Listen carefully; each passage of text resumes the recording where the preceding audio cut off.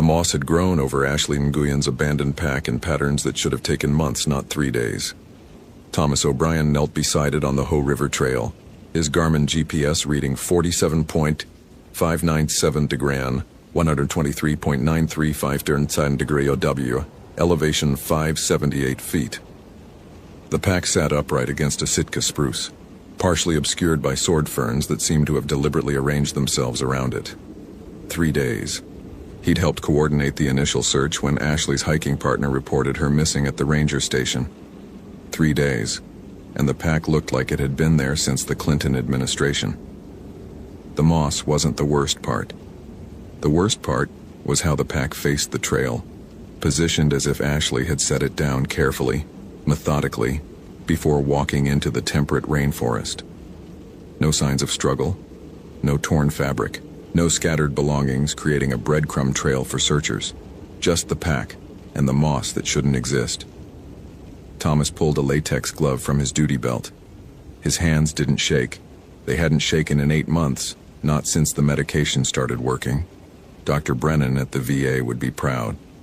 He opened the pack's main compartment with the detached efficiency of someone who'd done this before, someone who'd found things in the woods that shouldn't be found. Ashley's permit placed her as a 26-year-old environmental science graduate student from UC Berkeley. Experienced hiker. 10 essentials all accounted for. First aid kit, fire starter, extra clothing, headlamp with fresh batteries, map and compass, knife, emergency shelter, food, water purification tablets, and a space blanket still in its wrapper. Her phone sat in a waterproof case, fully charged but showing no signal. Normal for this section of the Ho. The screensaver was a photo of Ashley with an older couple, presumably her parents, in front of Half Dome. Thomas bagged the phone and the permit. The rest would stay for the evidence team Chief Ranger Morrison was sending from Port Angeles. He stood, knees popping, and scanned the surrounding forest. The Ho rainforest received 140 inches of rain annually, creating one of the most lush temperate rainforests in the continental United States. Sitka spruce, western hemlock, and western red cedar grew to massive proportions here, their trunks wrapped in moss and lichen. Nurse logs lined the trail, decomposing giants that fed new generations of trees. Everything green, everything wet, everything alive. Except the silence. Thomas had worked Olympic National Park for 12 years. He knew the soundscape. Varied thrush calls, Pacific wrens, Townsend's warblers, the constant drip of moisture from the canopy, the whisper of the Ho River a quarter-mile north. Now, nothing. Even the river seemed to have stopped flowing. He activated his radio. Station, this is O'Brien. Found the Nguyen pack at mile marker 4.7, Ho River Trail. Requesting evidence team and asking to expand search radius to 5 miles. Static answered him. He checked the radio, a Motorola XTS 5000, Park Service standard. Fully charged, correct frequency. He tried again. Station, do you copy? More static, but underneath it something else. A rhythm, almost like breathing. Thomas turned the radio off and back on. The breathing stopped. He told himself it was interference from the moisture from the density of the forest. He'd heard stranger things on the radio during his 12 years. Once, on a search and rescue operation near Hurricane Ridge, every radio in the team had picked up what sounded like a child singing. Turned out to be feedback from a weather station in Canada, distorted by atmospheric conditions. Rational explanation. Rational explanations. Dr. Brennan had taught him to reach for those first. Before the other thoughts, the ones that wanted to pull him back to 2012, back to the Quinault search. He marked the pack's GPS coordinates in his notebook. He still kept a paper backup, old habits from before digital everything, and continued up the trail. Ashley's hiking partner, a graduate student named David Chen, had last seen her around 6 p.m. on October 23rd. She'd told him she wanted to walk ahead, that she needed some time alone to clear her head. David had continued at his own pace, and assumed she'd set up camp at their planned site near 5 Mile Island. When he arrived at 7:15 p.m., no Ashley, no tent, no sign she'd ever been there. That was 3 days ago. They'd found nothing in the initial search. No footprints leaving the trail, no broken vegetation, no clothing snagged on branches. It was as if she'd evaporated. Fourth one in 18 months. Thomas tried not to think about that. Morrison had specifically told him not to think about that. They're not connected, O'Brien. Different circumstances, different locations, different times of year. But they weren't different enough. All experienced hikers. All alone when they vanished. All disappeared between sunset and full dark. All during new moon phases. The trail curved east, following the river's contour. The canopy thickened overhead, reducing the October afternoon light to a dim green twilight. Thomas's watch read 4:47 p.m. Sunset would come at 6:08 p.m. He had 90 minutes before he needed to turn back. That was when he saw the first one. It stood 30 feet off the trail between two massive Sitka spruces. Not quite shaped like a person, but person-adjacent. A vertical darkness that the forest's natural shadows couldn't explain. It didn't move. Didn't react to his presence. Just stood there, a column of black that seemed to absorb light, rather than be created by the absence of it. Thomas stopped walking. His training said to investigate. His instincts, the ones that had kept him alive through 12 years of wilderness work, said to document and extract. He raised his Park Service camera, a ruggedized Canon point-and-shoot, and took 3 photos. The click of the shutter sounded abnormally loud in the silence. When he lowered the camera, the shadow was gone. Thomas walked to where it had been. No footprints in the moss, no disturbed vegetation, no broken spider webs or displaced moisture droplets. Nothing to indicate anything had stood there at all. He took more photos of the ground, the surrounding trees, the angles of natural shadow fall. His hand stayed steady. Dr. Brennan would be very proud. The breathing sound from the radio had started again, even though the radio was off. Thomas pulled it from his belt. The power button was in the off position, LED dark, but the breathing continued. Soft and rhythmic, like someone sleeping, or waiting. He removed the battery. The breathing stopped. He looked at his watch, 5:03 p.m. Sunset in 65 minutes. Time to head back. The trail back seemed longer than it should. The marker posts, placed every 1/10 of a mile by the Park Service, appeared in the wrong order. Mile 4.8, then 4.9, then 4.7, then 5.1. His GPS said he was walking northwest, back toward the trailhead, but the markers disagreed. Thomas stopped at marker 4.7, the location where he'd found Ashley's pack. But the pack wasn't there. Neither was the spruce it had been leaning against. Instead, a western red cedar stood in its place, ancient and massive, its trunk easily 12 feet in diameter. The shadows between the trees had multiplied. Thomas counted 15 of them, arranged in a rough circle around his position. The same vertical darkness, the same light-absorbing quality. They didn't move, but the space between them and Thomas felt like it was contracting, the way distance warps in extreme heat or cold. His hand found his service weapon, a Glock 22 .40 caliber. 14 rounds. He'd never fired it in the line of duty. Never needed to. The most dangerous things in Olympic National Park were usually lost tourists and the occasional black bear. This, whatever this was, fell outside his training parameters. The shadows moved closer. Not walking, just closer. One moment at 30 feet, the next at 25. No transition, no movement through space. Simple displacement from one point to another. Thomas backed away slowly, keeping his eyes on them. His heel caught on a root and he stumbled, catching himself against a moss-covered nurse log. The shadows stopped advancing. They seemed to be watching, evaluating. The word came to him unbidden. Observing. His radio's breathing had returned, loud enough now to hear even without the battery. It came from everywhere and nowhere, a sound with no apparent source. Thomas's psych training, part of the return-to-duty protocol after Quinault, identified the symptoms: auditory hallucination, visual disturbances, spatial disorientation, classic signs of a psychotic break. But his hands weren't shaking. His thoughts were clear. The fear he felt was appropriate to the situation, not the overwhelming panic that had characterized his PTSD episodes. This was real, or real enough. The sun slipped below the tree line at 6:08 p.m. exactly, and the shadows moved again, 15 to 30 in an instant. They surrounded him now, a perfect circle 20 feet in diameter. In the dying light, Thomas could see them more clearly.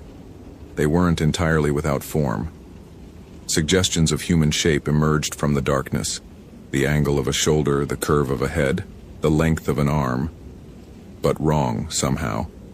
Proportions slightly off, like reflections in water disturbed by ripples. One of them stepped forward. The movement was smooth, organic.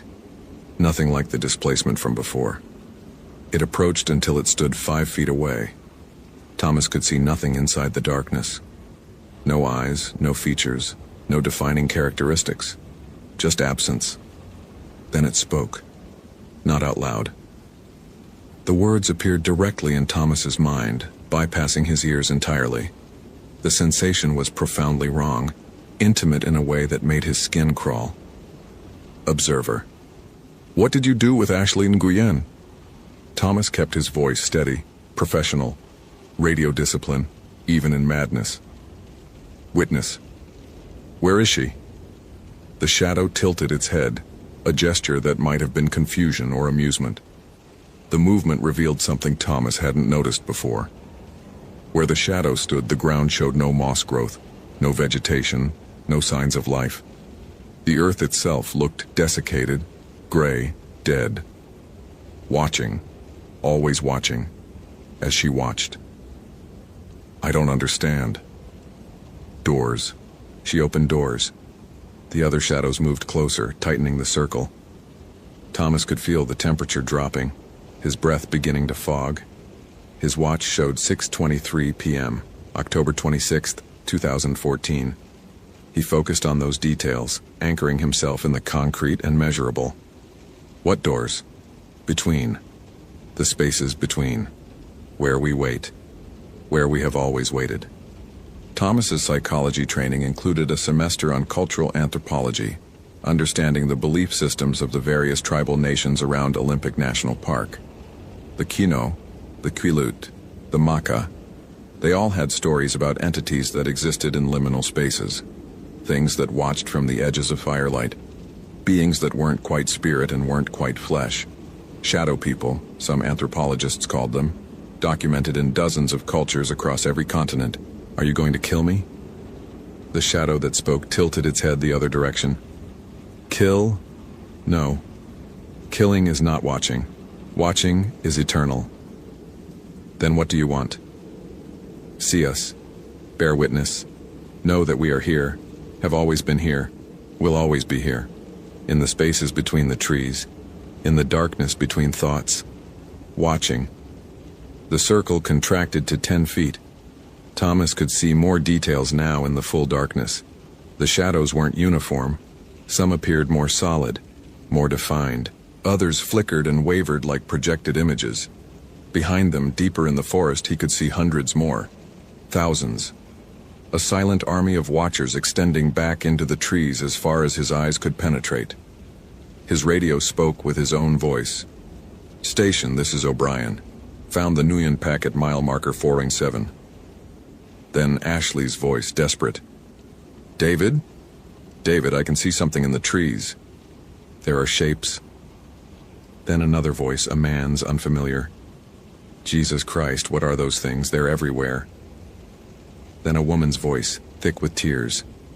Please, I just want to go home. Please let me go home. The radio cycled through voices, dozens of them, all reporting the same things. Shapes in the trees.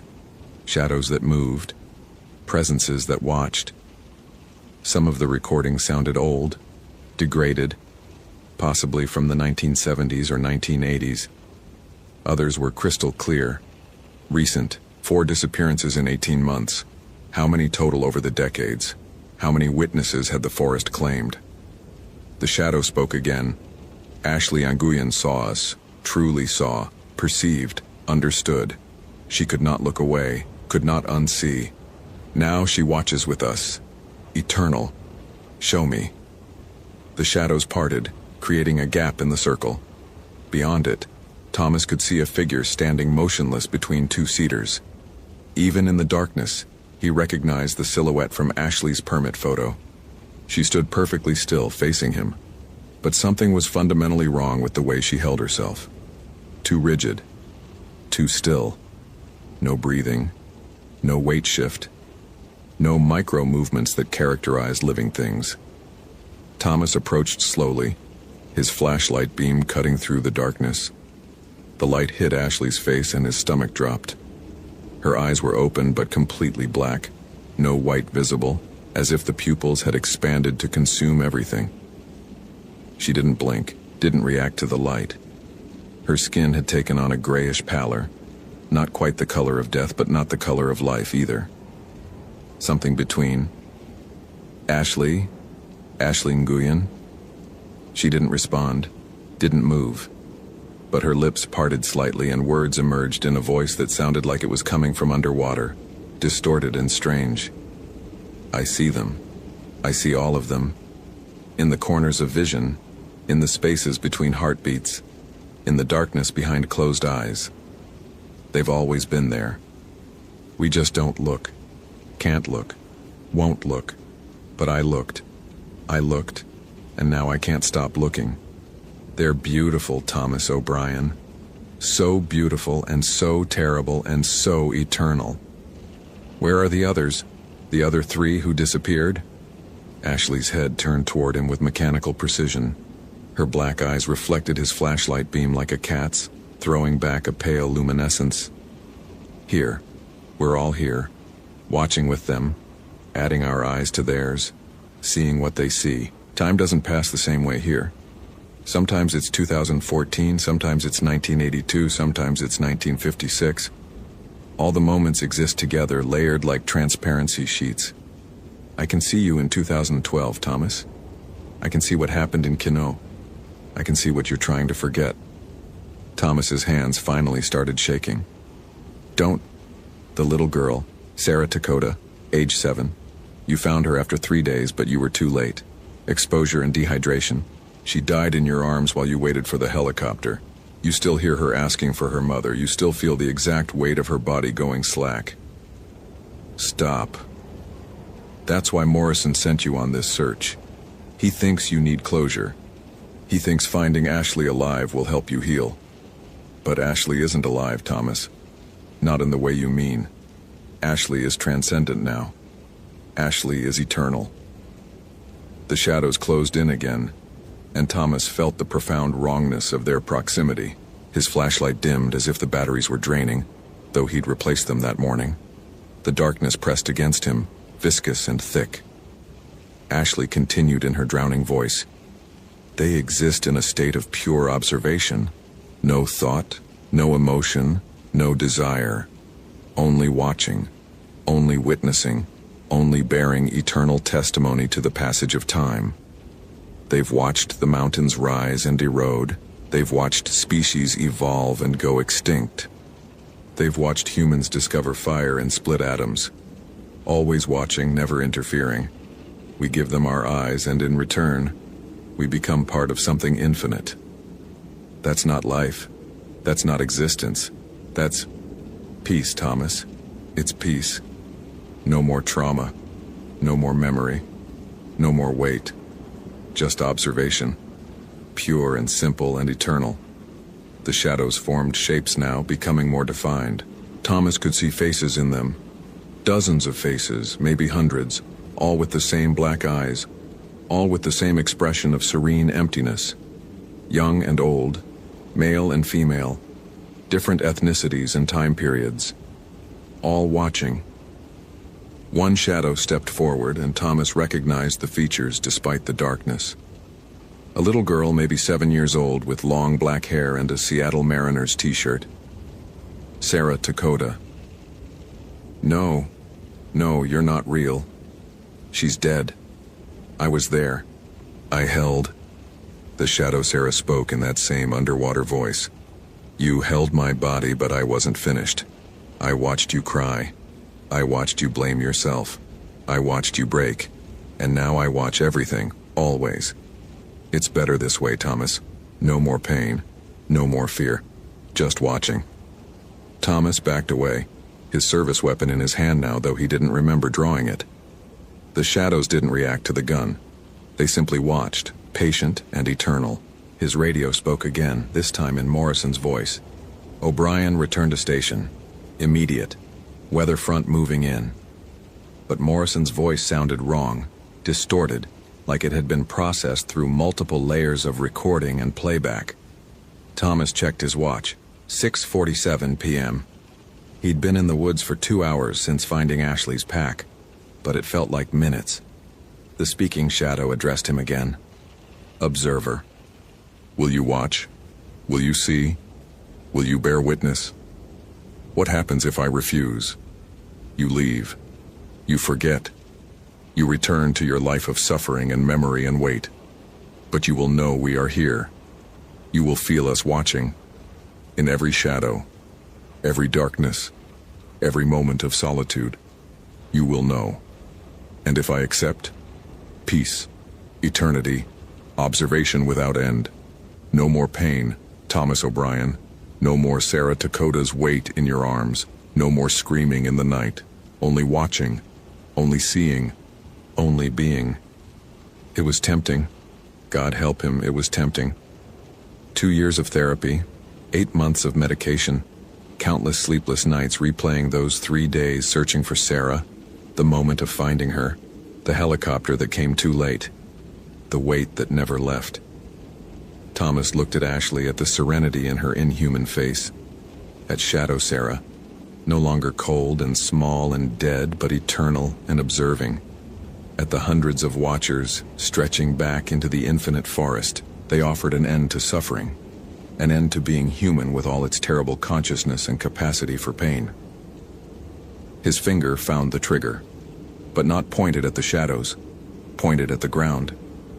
He fired once, the muzzle flash illuminating the circle of watchers for a fraction of a second.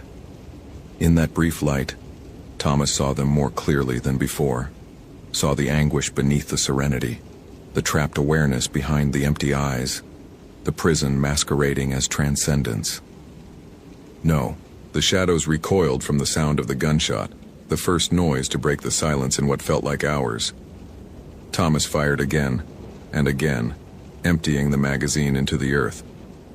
Each shot pushed the watchers back, creating space, restoring boundaries. When the echoes faded, the shadows had retreated to 30 feet.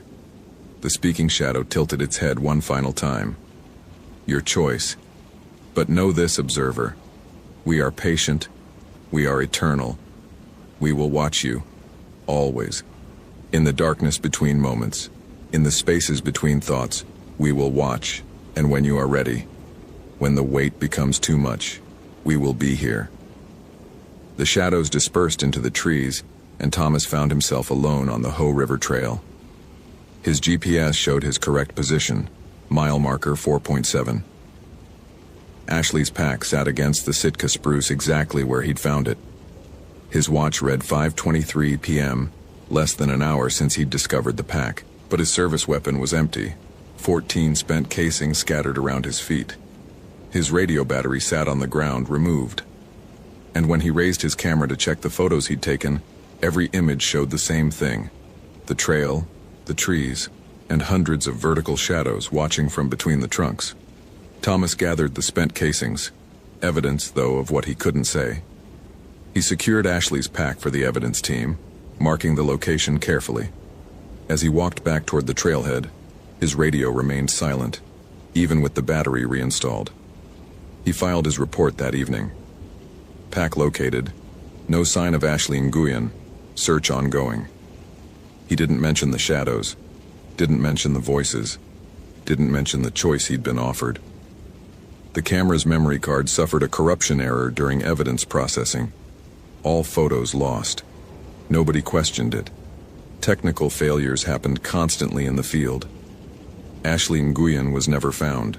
Neither were hikers 2, 1, or 3 from the previous 18 months. The disappearances stopped for a while after that night. Though Thomas knew it was temporary, the shadows were patient. They had all the time in the world. Thomas continued working Olympic National Park. The medication kept the panic attacks manageable. The therapy helped him process Sarah Takoda's death. He learned to live with the weight, to carry it without breaking. Some nights he woke to the sound of breathing from his turned-off radio. Some days he glimpsed vertical darkness between trees that natural shadow couldn't explain. And every time, he remembered his choice. Dr. Brennan called it progress. Morrison called it dedication. Thomas called it bearing witness. Not to the shadows and their eternal observation, but to the reality they represented. That some things in the deep places of the world existed in states humans weren't meant to perceive. That consciousness could be trapped as easily as freed. That eternal observation was just another word for eternal imprisonment. He carried that knowledge the way he carried Sarah Takoda's memory. Heavy, yes. Painful, certainly. But his. Human. Real. On November 15, 2014, 20 days after Ashley's disappearance, Thomas received a package at the ranger station. No return address, postmarked from Forks, Washington. Inside was a digital camera memory card and a note in handwriting he didn't recognize. She wanted you to see. She wanted someone to know. Thomas inserted the card into his computer. It contained a single video file, time-stamped October 23, 2014, 6:18 p.m. Ashley Nguyen's face filled the frame, illuminated by her phone's screen glow. Behind her, darkness. Between the trees, vertical shadows, hundreds of them. Ashley spoke directly to the camera. If you're watching this, I'm gone. Truly gone. Not dead. Something else. There are things in these woods that don't show up on any maps, that don't appear in any field guides. They've been here longer than the trees, longer than the mountains, maybe longer than the sky itself. They watch. That's all they do, but it's enough. They watch, and sometimes people watch back. And once you truly see them, once you acknowledge their existence, they never let you look away. She paused, tears running down her cheeks. I'm not brave enough for what comes next, but I'm too curious to run. That's always been my problem. I see something impossible and I have to understand it. I have to know. So I'm going to look. Really look. And whatever happens, I need someone to know it was my choice. Tell my parents I love them. Tell David I'm sorry for walking ahead. Tell whoever finds this that the shadows are real, and they're waiting. The video ended. Thomas watched it 17 more times that night, studying every frame, looking for something he could explain, some rational answer he could offer. But all he saw was a young woman making an impossible choice, trading her humanity for a glimpse of eternity. He copied the video to a secure drive and deleted the original from the evidence system. Some truths weren't meant for official reports. Some knowledge would only create more victims, more watchers, more eternal observers trapped between existence and void. Thomas O'Brien continued his work. He searched for lost hikers and educated tourists about bear safety and maintained trails through ancient forests. He took his medication, attended his therapy sessions, and slept through most nights without nightmares. The shadows watched from the spaces between trees, patient and eternal. He acknowledged them, but he didn't look back. That was the compromise, the boundary, the line he chose to hold. Because Dr. Brennan was right about one thing: carrying the weight was hard. Living with trauma was exhausting. Remembering Sarah Takoda hurt every single day. But it was human. It was real. It was his. And some things Thomas had learned were worse than pain. Some things were worse than memory. Some things lasted forever. On December 21, 2014, the winter solstice, Thomas O'Brien submitted his report on the Ashley Nguyen case. Official conclusion: lost hiker, presumed deceased, body not recovered. The report included standard language about vast wilderness areas, animal activity, and the harsh reality that not everyone who entered the forest came back out. The report did not include shadows. It did not include voices. It did not include the choice. But as Thomas filed the paperwork, he could feel them watching. In the corner of his vision, in the space between his heartbeat and his breath, in the darkness at the edge of every light. The shadow people. The eternal observers. the patient witnesses to all of human suffering and triumph. They would always be there now. Thomas had looked, and they had looked back. And that, he understood, was the actual horror. Not that they existed, not that they offered escape from pain, but that they were patient. Infinitely, terribly patient, waiting for the day when the wait became too much. When the memory of Sarah Dakota's last breath finally broke him. When the suffering of consciousness outweighed its value. They would be there, in the spaces between, watching, always watching. Thomas left the office at 5:47 p.m., sunset already fading into winter darkness. As he walked to his truck, he passed a stand of Douglas firs at the edge of the parking lot. Between two trunks, a vertical darkness stood slightly deeper than natural shadow should allow. Thomas didn't look directly at it. He unlocked his truck, started the engine, and drove home through the long December night. Behind him, between the trees, the shadows watched. Patient, eternal, waiting. Hope you felt genuine terror. If you appreciate authentic horror rooted in real folklore, consider following for more stories. Which moment scared you most? Share your theory about what happened. The Ravens had been following Marcus Reeves for 3 miles, and they wouldn't land. They circled overhead in perfect silence. No cause, no wing beats audible over the wind. Just black shapes wheeling against October clouds like debris caught in a slow vortex. In 16 years as a ranger, he'd never seen ravens refuse to land. They landed on everything: corpses, garbage, fresh kills. But not today. Today they just followed, staying exactly 40 feet above him, as if something on the ground was worse than whatever hunger drove them. Marcus stopped on the trail, his Garmin GPS map 62s, showing 6,147 feet elevation, 2 miles from where Kayla Morrison's Subaru still sat in the Highline Trail parking lot.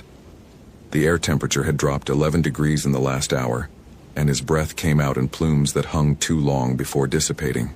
The cold felt wrong for late October, even at this altitude. It pressed against his skin like something with weight, with intention. He'd transferred to Glacier National Park 8 months ago, after what happened at Mount Rainier. After Sarah. The words of his therapist echoed. You need distance, Marcus. Geographic distance from the trauma. But standing here now, watching those ravens circle, he wondered if distance meant anything when the problem was inside your own head. The last known ping from Kayla Morrison's iPhone had come from this section of trail 4 days ago at 4:37 p.m. 26 years old, solo hiker, graduate student in ecology from the University of Montana. Her parents had reported her missing when she didn't return Sunday night. Standard search protocol: check the vehicle, hike the intended route, look for signs of injury or deviation. Marcus had done this dozens of times. He knew the rhythm of it, the way most missing hikers turned up with twisted ankles or dead phone batteries, embarrassed and grateful. But the ravens wouldn't land. Marcus keyed his Motorola APX 6000 radio. Reeves to base. Static. Then Linda Kowalski's voice, the park dispatcher. Go ahead, Marcus. I'm at mile marker 7 on Highline. No visual yet. Air temperatures dropped significantly. Visibility's still good, but weather's turning. Copy that. We've got a front moving in faster than predicted. Wind advisory starts at 1800 hours. Marcus checked his watch. 3:42 p.m. Less than 2.5 hours of decent light left, and the temperature was already hovering around 28 degrees. He'd packed for cold, but this felt different. The kind of cold that made your teeth ache, that seemed to bypass your clothing entirely. Reeves, you still there? He realized he'd been staring at a tree 30 feet off the trail. The bark had been stripped in long vertical gouges, the exposed wood underneath pale as bone. Too high for elk, too deliberate. Yeah, I'm here. Listen, I'm seeing some unusual markings. Might be nothing. What kind of markings? Marcus approached the tree slowly, his boots crunching on frost-stiffened grass. The gouges were deep, at least an inch into the wood. They started about 7 feet up and ran down to the base. 4 parallel marks, then a gap, then 4 more. Like fingers. Claw marks, maybe. but the spacing's off for any animal I know. A pause. You want me to send Hendricks out? Marcus thought about Dave Hendricks, 58, 26 years with the Park Service, steady as they came. A second pair of eyes would be smart, but something made him hesitate. The ravens had started circling lower, and their silence was beginning to feel less like coincidence and more like warning. Negative. I'll keep you posted. Reeves out. He took photos of the tree with his department-issue Canon, then continued up the trail. The path here ran along the edge of a significant drop, hundreds of feet down to the valley floor. To his left, the mountains rose in serrated peaks, their faces already dusted with early snow. The continental divide cut through this landscape like a scar, and Marcus had always felt the weight of that geography, the sense of standing on the edge of something vast and indifferent. His phone had no signal, which was expected, but his GPS was acting strange, the arrow indicating his position drifting in small circles, even though he stood still. He tapped the screen twice, watched it recalibrate, then start drifting again. Equipment malfunction, probably. Cold affecting the electronics. Except the Garmin was rated to -4 degrees Fahrenheit. Marcus found Kayla Morrison's first cairn at 4:03 p.m. It wasn't one of the official trail markers. Someone had stacked 7 rocks in a neat pyramid just off the path on the valley side. The top stone had been painted with something dark. Marcus initially thought it was blood, but when he examined it closely with his flashlight, the substance looked more like charcoal mixed with some kind of oil. A symbol had been drawn on the rock's flat surface, a circle with 3 lines radiating outward, and what might have been letters or pictographs he didn't recognize. He photographed it, then noticed the second cairn 20 feet further on, then a third. They formed a line leading away from the trail, down a steep embankment thick with Douglas fir and lodgepole pine. Marcus knew the protocol. Stay on established paths during search and rescue. Don't deviate unless you have clear evidence the missing person went that direction. But he also knew that Kayla Morrison had been missing for 4 days in wilderness that could kill you in 4 hours, once the sun went down. He started down the embankment. The temperature dropped further as he descended. His thermometer, clipped to his pack strap, read 24 degrees now. The trees closed in overhead, blocking what remained of the afternoon light. Marcus switched on his Petzl headlamp, the LED beam cutting through shadows that seemed to move just beyond its range. The cairns continued. 7 rocks each, always 7.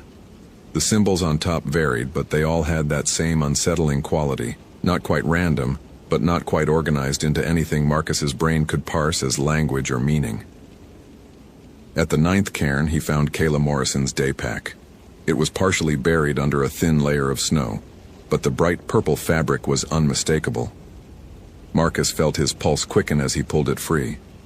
The pack was lighter than it should be. He unzipped it carefully, mentally cataloging the contents. 1 empty Nalgene bottle, a granola bar wrapper, a park map with a route marked in pencil, and a small leather journal. No phone, no wallet, no keys. Marcus opened the journal.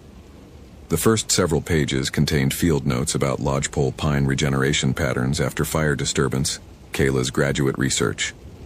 The handwriting was neat, methodical, but the later entries devolved into something else.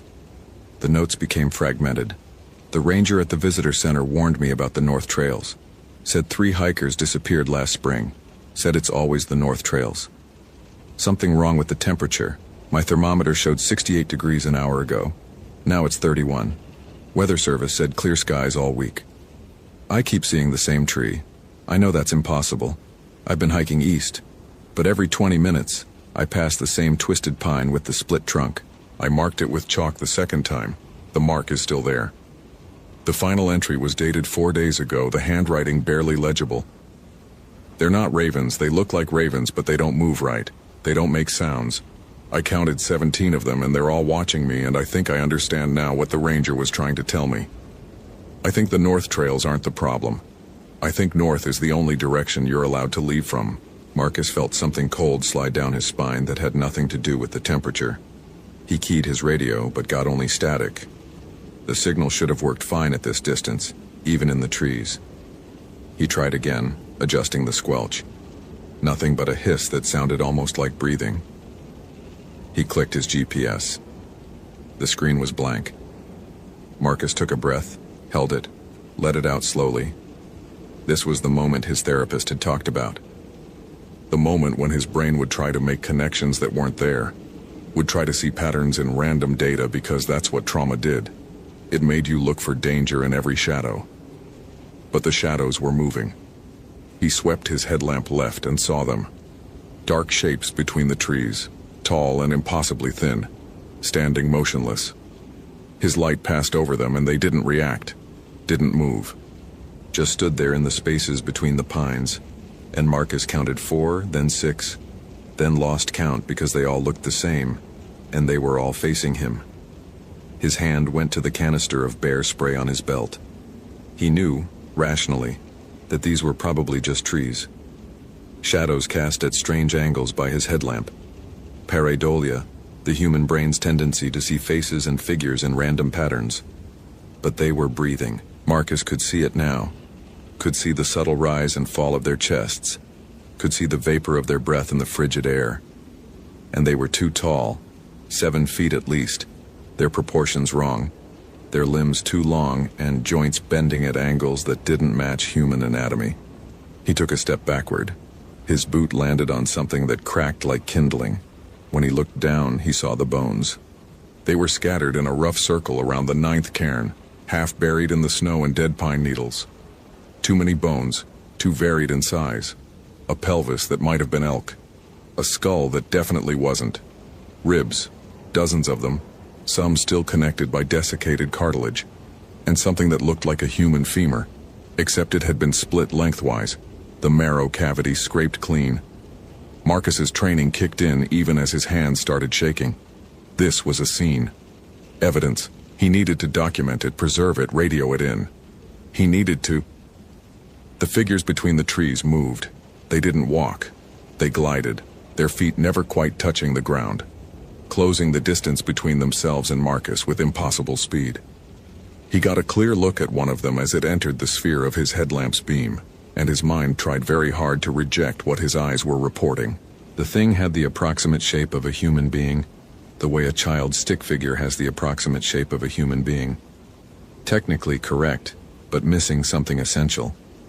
Its skin was the color of frostbite, gray-white and pulled tight over bones that protruded at sharp angles. Its face was the worst part. The eye sockets were too deep, too dark, and inside them, something moved that caught his light and reflected it back in amber. But it was the teeth that made Marcus run. The thing's mouth hung open in a perpetual silent scream, and its teeth were all wrong. Too many of them, filed to points, stained with something dark and organic. When it breathed, the sound was like wind through a cave system, hollow and ancient. Marcus crashed back through the underbrush, his headlamp beam bouncing wildly. He could hear them behind him, not footsteps but something else. A sound like branches scraping against ice. His lungs burned with cold air, and his rational mind tried to assert itself. These are people, this is a cult, this is something explainable. But his trauma-trained hindbrain knew better. His hindbrain remembered Sarah's last radio transmission, the confusion in her voice, the static that sounded like screaming. He burst onto the main trail, his momentum carrying him forward. The ravens above scattered for the first time, their silence breaking into harsh cries that sounded almost like warnings. Marcus risked a glance back and saw the figures at the tree line, 7 of them now, standing perfectly still. Watching. The temperature had dropped to 19 degrees. Marcus ran for 2 miles before his legs gave out and he collapsed against a boulder, gasping. His radio had started working again halfway up, Linda's voice cutting through with increasing concern when he didn't respond.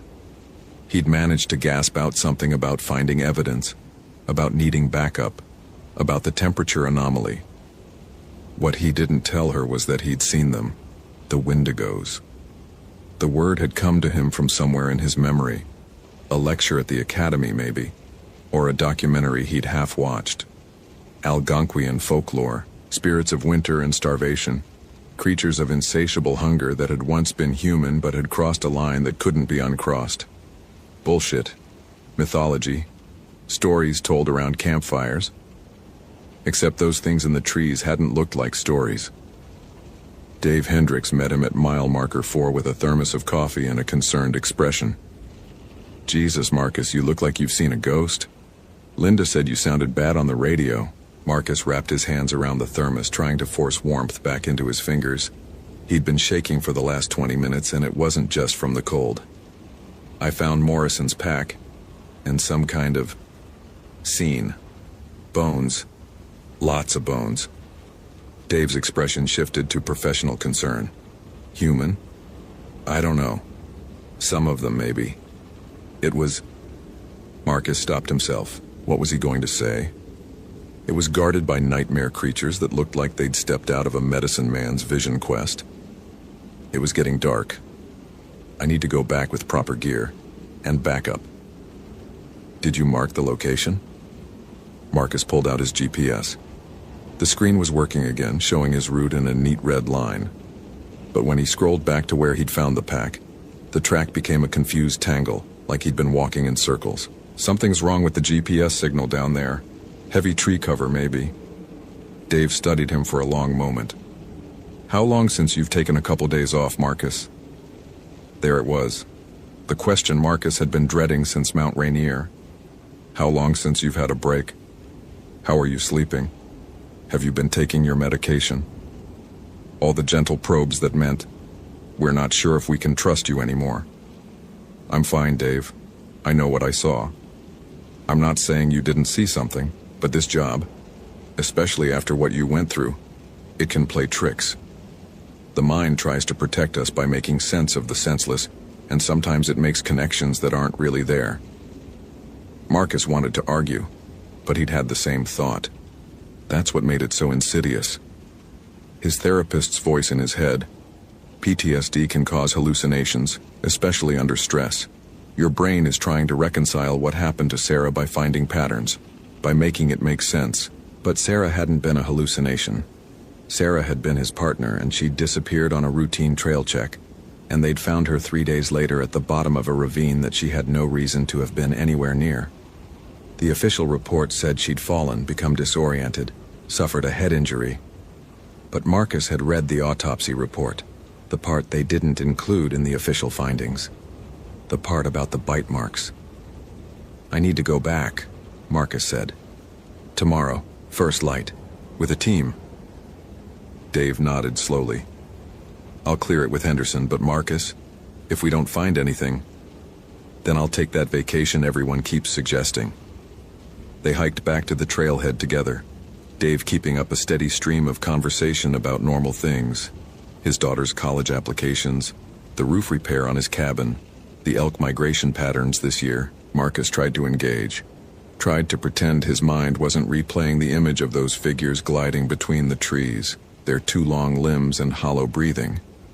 The parking lot was empty except for their vehicles and Kayla Morrison's Subaru. Marcus's truck thermometer read 42 degrees, normal for late October at this elevation, as if the last 4 hours had been a dream. He sat in his truck for a long time after Dave left, engine running, heater blasting. His hands had finally stopped shaking. The radio chatter was routine, a couple checking into Granite Park Chalet, a hiker with a non-emergency question about bear activity, Linda going through the end-of-shift protocols. Marcus pulled out his phone and did something he'd promised his therapist he wouldn't do. He searched for information about Sarah's death. The official Mount Rainier incident report was brief and bureaucratic, but diving deeper into local news archives, Marcus found what he was looking for. A small article from a Seattle alt weekly that the Park Service had managed to get pulled from most mainstream outlets. The journalist had interviewed a Puyallup elder who lived near the park boundary. The elder had talked about the stick Indians, spirits of the forest that led people astray, about how there were places in the deep woods where the rules were different, where things that should stay buried sometimes walked around. The article ended with a quote that made Marcus's chest tighten. The rangers don't like to talk about it, but they know. Every park has them. The trails where people disappear. Always the same trails. always when the temperature drops. Marcus closed his phone and stared at Kayla Morrison's Subaru. There was a parking permit on the dashboard dated 6 days ago, a University of Montana decal on the rear window, a bumper sticker that read, "Not all who wander are lost." His phone buzzed. A text from Linda. "Henderson approved your request. Team of 5s, 0700 tomorrow. Get some rest." Rest. As if he could sleep after today. Marcus drove back to his cabin as the sun set behind the mountains, painting the sky in shades of blood and bruise. The ravens followed him for the first 3 miles, then peeled off all at once as if they'd escorted him to some invisible boundary. He spent the evening going through his field guide to North American wildlife, trying to find anything that matched what he'd seen. Bears didn't move like that. Mountain lions didn't stand upright. Wolves didn't have those proportions. He knew this was futile, knew he wasn't going to find a biological explanation in a field guide, but it gave his hands something to do besides shake. At midnight, Marcus gave up on sleep and drove back to the park. He told himself he was just checking equipment for tomorrow's search. But he found himself parked at the Highline trailhead again, staring at the dark mouth of the trail. The temperature was 26 degrees. Marcus got out of his truck, which was stupid. He had no authorization for a night search, no backup, no real plan. But his body seemed to be operating on its own. Some part of his brain that had been in command since Sarah died now making decisions without consulting the rational parts. He pulled on his pack, checked his headlamp, and started up the trail. The night was perfectly still. No wind, no animal sounds, just his boots on frozen ground and his breathing in the dark. The beam of his headlamp created a small bubble of visibility, beyond which the darkness felt absolute, textured, almost solid. Marcus reached mile marker 7 and stopped. The ravens were back, invisible in the darkness but present. He could feel them overhead, could sense the weight of their attention. His GPS was malfunctioning again, the screen showing his position as a blur of possible locations. The temperature had dropped to 17 degrees. He found the embankment and started down, following the route he'd memorized during his panicked retreat. The cairns appeared one by one in his headlamp beam, their symbols seeming to glow faintly in the LED light. At the 9th cairn, the bones were still there, but something had changed. They'd been arranged into a pattern, a spiral that led inward to a cleared space where the snow had been brushed away, revealing dark earth underneath. In the center of the spiral was a satellite phone, Kayla Morrison's, judging by the bright purple case that matched her pack. Marcus approached slowly, his bear spray ready even though he knew it would be useless against what he'd seen in these trees. The phone's screen was cracked but still functional. He pressed the power button and the device flickered to life, showing a single unsent text message in the composition field. "They're not killing us. They're waiting for us to become like them. I can feel it happening. The hunger. I haven't eaten in 3 days, but I'm not hungry for food anymore. I'm hungry for something else. The cold doesn't bother me now. Nothing bothers me. I understand what they are. I understand what I'm going to be." The message was addressed to a number Marcus didn't recognize. Timestamp: 3 days ago, 11:47 p.m. A sound behind him, that scraping ice sound, made Marcus spin around. The figures were there again, closer this time, close enough that his light caught details he wished it hadn't. Their ribs were visible through translucent skin. Their fingers were too long, the nails thick and yellowed like horn. And their eyes.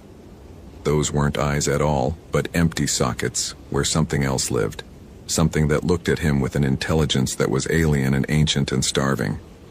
One of them opened its mouth wider than any human jaw should open and spoke. The voice was like wind through dead trees, like ice cracking on a frozen lake. But the words were English. She tasted the cold. Now she belongs to winter. Marcus's mind fractured a little at that moment. Part of him, the trained ranger, the rational man, tried to find an explanation. Audio hallucination, exhaustion, mental breakdown. But another part, the part that had been growing since Sarah's death, accepted what his eyes and ears were telling him. There were things in the world that didn't fit into the neat categories of his training. There were places where the normal rules didn't apply, and he was standing in one of those places right now. "Where is Kayla Morrison?" His voice came out steady, which surprised him. The figure tilted its head at an impossible angle. In the cold, in the hunger, in the space between heartbeats where the body realizes it's already dead, another figure emerged from the trees. This one was different, more recent, its transformation less complete. It still wore the tattered remains of clothing, though the fabric hung from a frame that had been stretched and distorted. Its face retained some human features, but they were sliding away like wax near a flame. The thing that might have been Kayla Morrison reached out with hands that had grown too many fingers, and Marcus saw that she was holding something, a human femur, split and scraped clean, exactly like the one scattered around the cairn. "The hunger," she said, and her voice was more human than the others, but fading fast.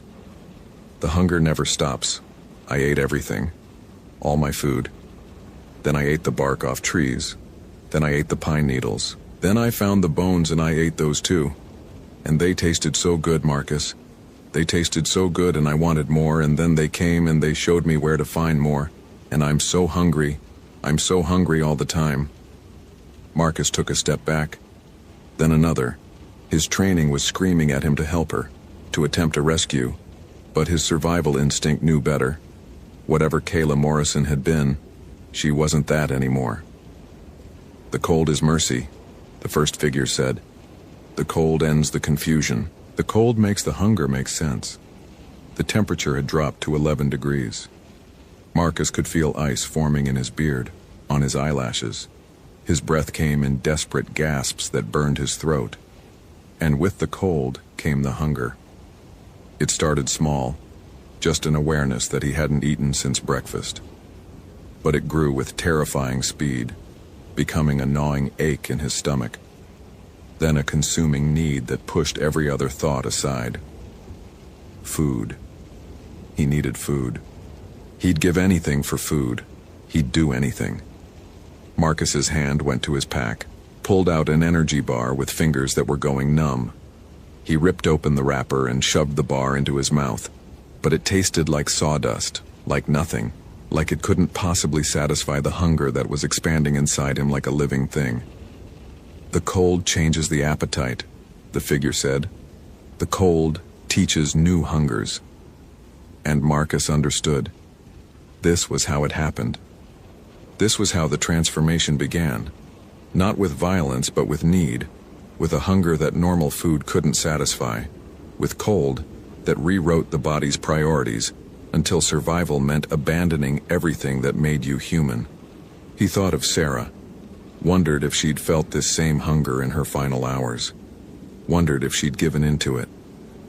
But Sarah had taught him something in their years as partners.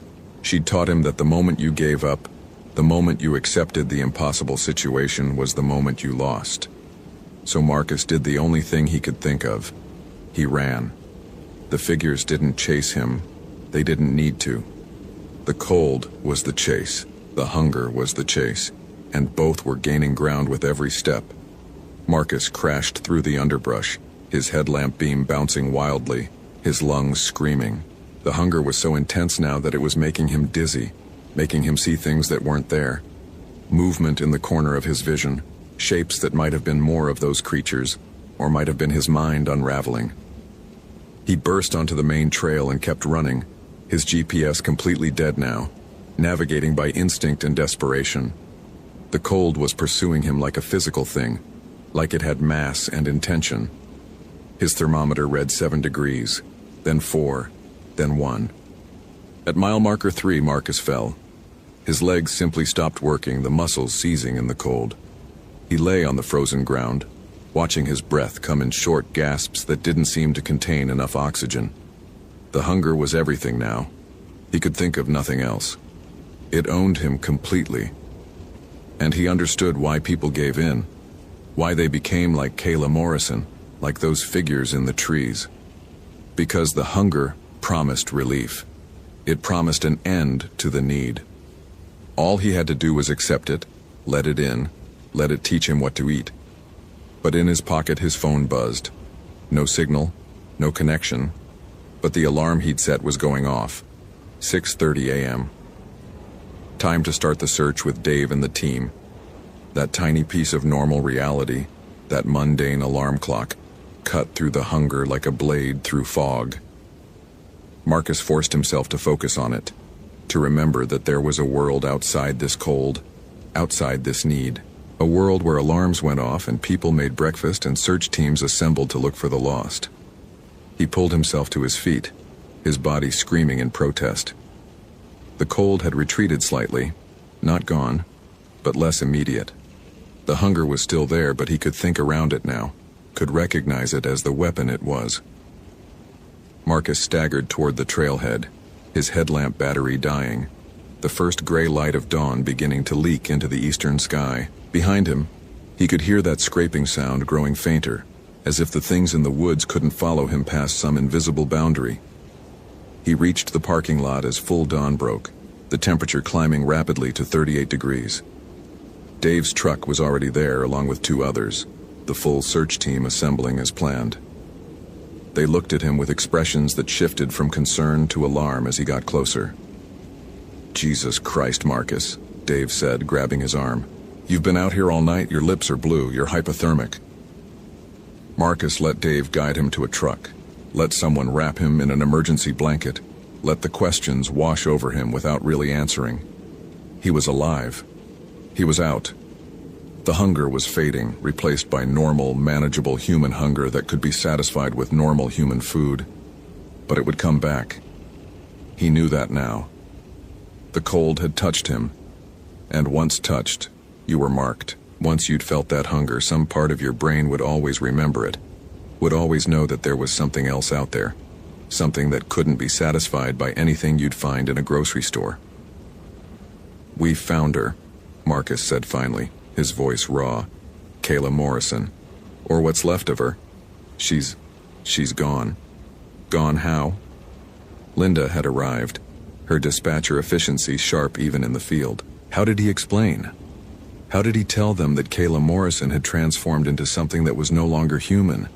That she was out there in the woods with others like her, waiting for the cold to bring them more victims? How did he explain without sounding like he'd lost his mind? "She didn't make it," Marcus said. "I found evidence. We need to recover the body." But when they assembled the full team and headed back up the trail, 6 rangers, 2 park police officers, proper equipment and daylight, they found nothing. The embankment was there, the slope where Marcus had descended, but there were no cairns, no bones, no spiral pattern in the dirt, just undisturbed forest floor and the usual scatter of natural debris. Dave found Marcus's boot prints, followed them down the slope and back up again in a confused tangle. "You were definitely here," he said carefully, "but there's nothing else." Marcus stood in the spot where the 9th cairn should have been and felt the last pieces of his rational world crumble away. They thought he was crazy. They thought the stress had broken him, just like it had after Sarah. And maybe they were right. Maybe everything that had happened in the night was some elaborate hallucination, his trauma-broken brain manufacturing monsters to explain the inexplicable. But when he pulled out his phone to check the time, he found a text message from an unknown number sent at 4:47 a.m. "The cold remembers you now, Marcus. It knows your taste. When the temperature drops, we'll be waiting." The message was accompanied by a photo. Marcus opened it with shaking hands. It showed him from last night, taken from a high angle, from above, where the ravens would have been. In the photo, he was on his knees in the snow, and his face was tilted up toward the camera. His eyes in the photo were catching the headlamp light and reflecting it back in amber. Marcus deleted the message, powered off his phone, and told the team he'd been mistaken about the location. They spent another 6 hours searching the area before Henderson called it off. Kayla Morrison was officially listed as missing, presumed dead due to environmental factors. Her parents would be notified. The case would remain open, but inactive. That night, alone in his cabin, Marcus packed his essentials. He'd put in for a transfer within the hour, somewhere warm, somewhere the temperature never dropped low enough for the cold to remember him. Florida, maybe, or New Mexico, somewhere the ravens didn't gather. But as he loaded his truck in the darkness, he felt the temperature drop. Just a few degrees at first, then a few more. The thermometer on his porch read 53, then 47, then 39. In the tree line at the edge of his property, Marcus saw movement. Dark figures standing perfectly still, watching, waiting. The cold was patient. The cold could follow. The cold had been here long before the parks were established, before rangers walked these trails, before anyone thought to map this wilderness and pretend it could be managed. And the hunger, that was patient too. Marcus got in his truck and drove. He didn't stop driving until the thermometer read 72 degrees and the landscape was flat and featureless, and there wasn't a mountain in sight. But even then, even hundreds of miles from Glacier National Park, he felt it sometimes when the sun went down and the temperature dropped just a little. The hunger, waiting. The cold, remembering. And somewhere in the mountains, Kayla Morrison and the others walked the trails after dark. Their transformation complete, their own hunger never satisfied. They'd wait for the next hiker who strayed too far from the marked paths. The next person who dismissed the warnings as superstition. The next victim the cold would claim. Because that's what the Wendigo did. That's what it had always done, long before anyone had a name for it. It waited in the cold places and the hungry places, and it taught people that there were appetites that couldn't be satisfied, that there were transformations that couldn't be undone, that there were prices for wandering alone in the wilderness that no one mentioned in the trail guides. Marcus never returned to Glacier, but he heard years later that another ranger had disappeared on the Highline Trail. Then another. Always in October. Always when an unexpected cold front moved through. Always on the North Trails, where the ravens circled but never landed. And he understood what he should have understood from the beginning. There are places in this world where the old rules still apply. Places where the hunger isn't metaphor but reality.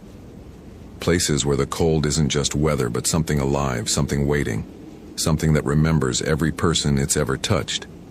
He'd been one of the lucky ones. He'd gotten out.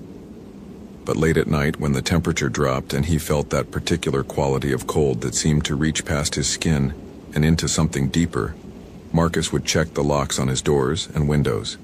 He'd turn up the heat until his small apartment was stifling. And he'd remember the figures in the trees and Kayla Morrison's amber eyes and the promise the cold had made.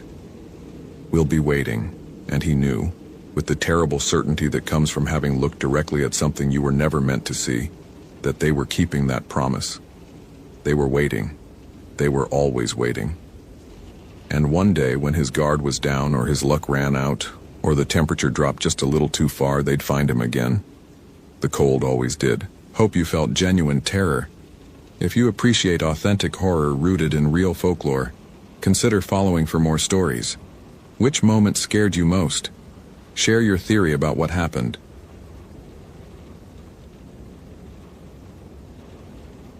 Sarah Brennan's thermal imaging camera picked up the heat signature at 11:47 p.m. Human-shaped, 98 degrees, standing motionless in 40-degree weather without visible clothing or shelter, 3 miles from the nearest trail. She adjusted the Flare Scout to 3, thinking the device had malfunctioned. The thermal bloom remained consistent. A human form, radiating body heat, positioned at coordinates N48.5167, W1 21.0842, roughly 200 yards northeast of Cascade Pass. The elevation read 5,147 feet according to her Garmin GPS. Sarah had been tracking Tyler Dawson for 6 days, and this was the first concrete lead since his Subaru had been found abandoned at the Cascade Pass trailhead, with the driver's door open and his wallet still in the cup holder. The rational part of Sarah's mind, the part that had earned her a master's degree in environmental science before joining the Park Service, cataloged the impossibilities. Air temperature, 42 degrees. Wind chill, 34. No tent visible in thermal. No fire signature. No heat signature from clothing layers.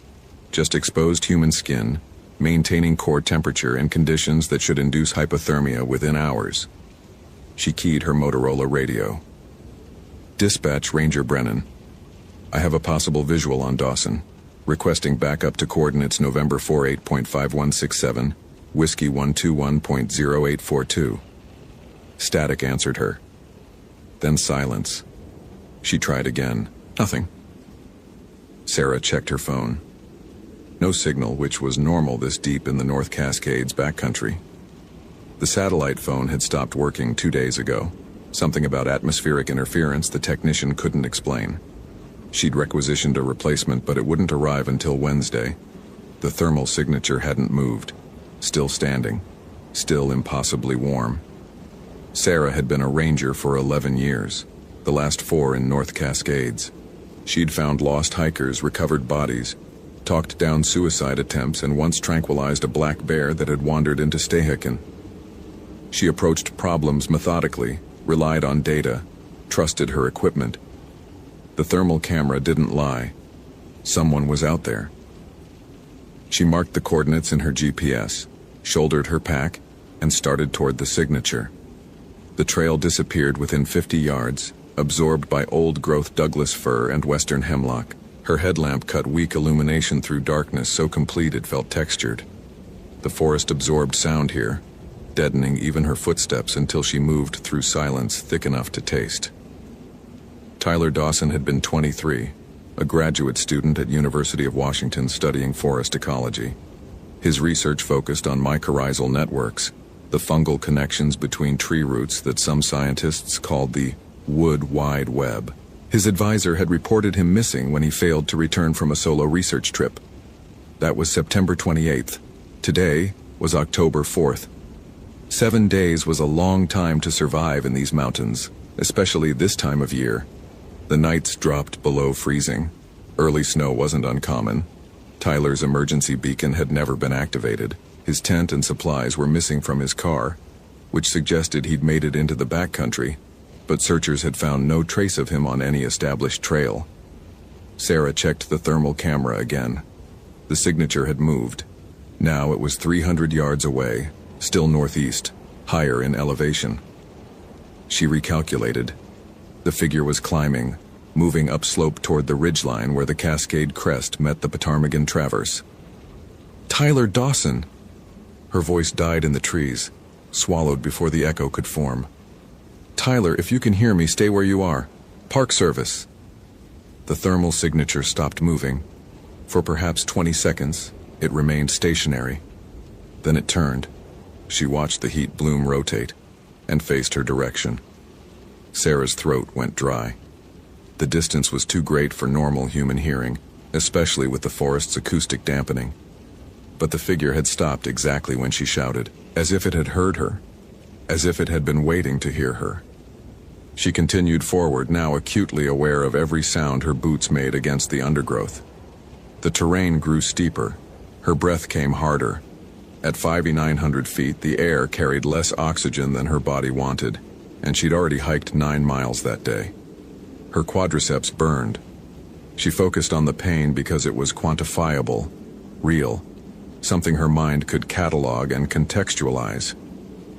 The thermal signature remained motionless, waiting. Sarah emerged into a small clearing where a rockslide had torn through the forest sometime in the past decade. Moonlight penetrated here, turning everything silver and shadow. She killed her headlamp, letting her eyes adjust. The thermal camera showed the figure approximately 100 yards ahead, just beyond the clearing's far edge. That's when she smelled it. The odor arrived on a wind that shouldn't exist in the clearing's protected bowl. Cold air that tasted of iron and rot and something else. Something that reminded Sarah of the cadaver lab where she'd taken anatomy as an undergraduate. Decomposition had a specific chemical signature, putrescine and cadaverine, the aptly named compounds produced when tissue broke down. But this smell carried an additional note, sharp and alkaline, like ammonia mixed with spoiled meat.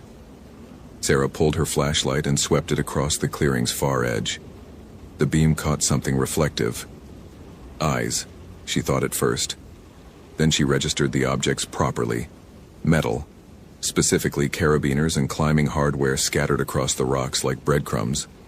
She approached carefully, documenting each item with her phone's camera. A black diamond carabiner, a Petzl belay device, 50 feet of climbing rope, cut cleanly through the middle, The rope's ends weren't frayed from wear. They'd been severed deliberately, the synthetic fibers showing the characteristic melt pattern of a hot blade.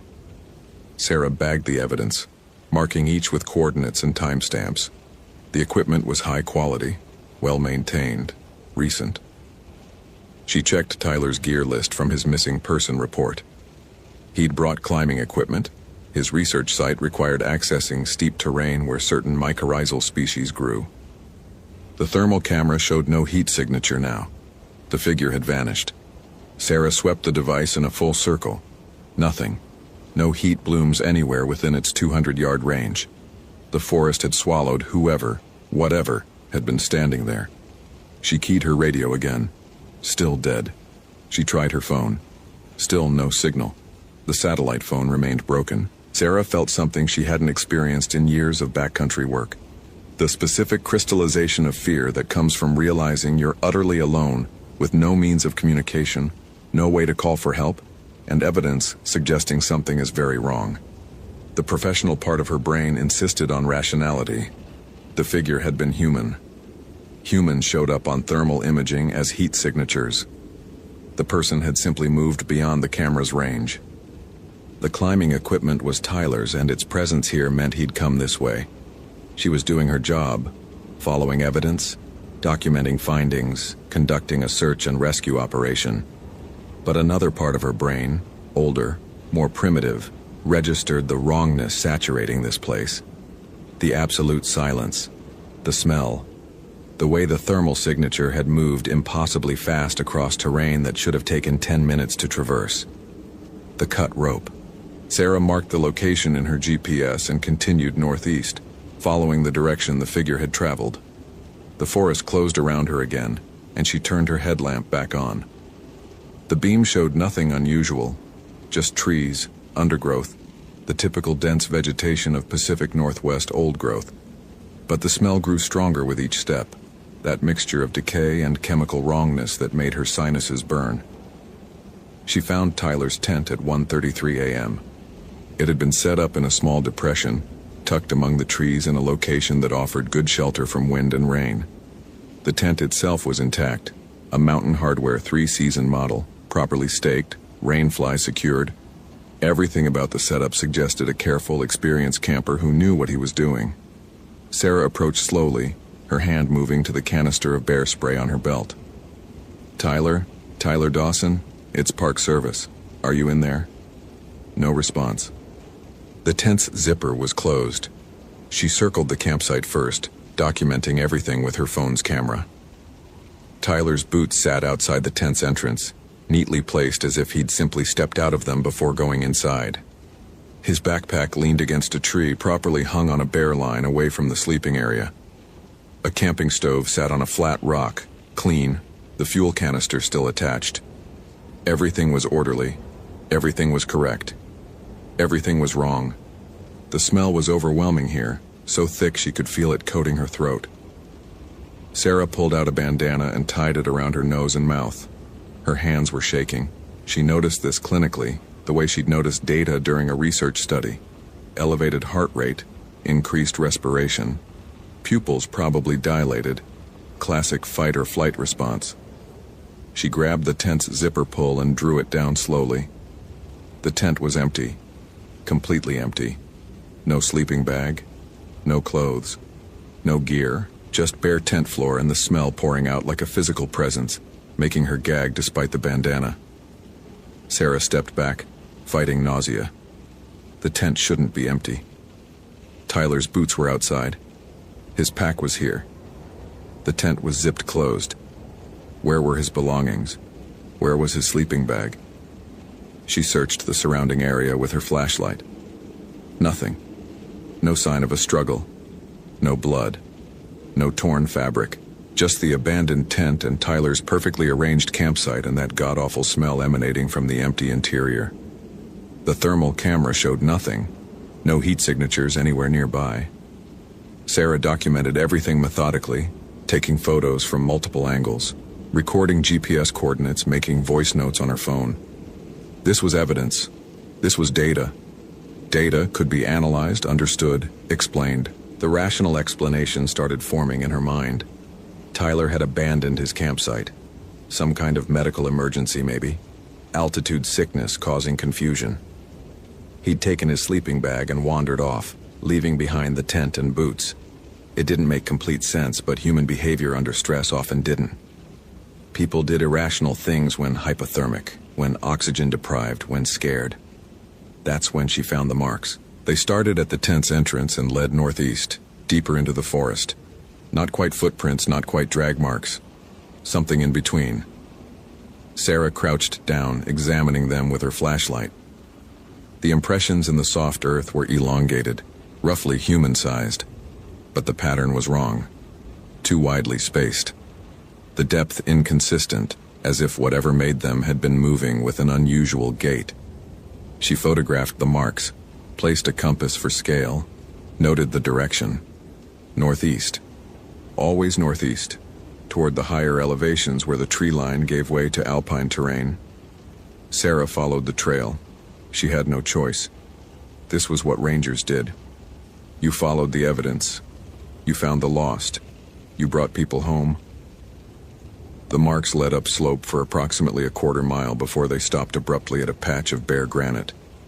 Sarah swept her flashlight across the rock face. No blood, no tissue, no sign of what had happened here. The trail simply ended, as if the person making it had been lifted straight up into the air. She looked up. The trees formed a canopy overhead, their branches interlocked in patterns that seemed deliberate, geometric, wrong.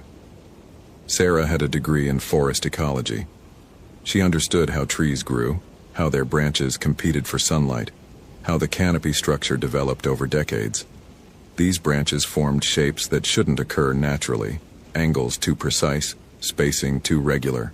The thermal camera showed a heat signature directly above her. Sarah's breath caught. The figure was in the trees 20 feet up, clinging to a branch that shouldn't support human weight. The thermal bloom was the same as before. 98 degrees, human-shaped, impossibly positioned. Tyler?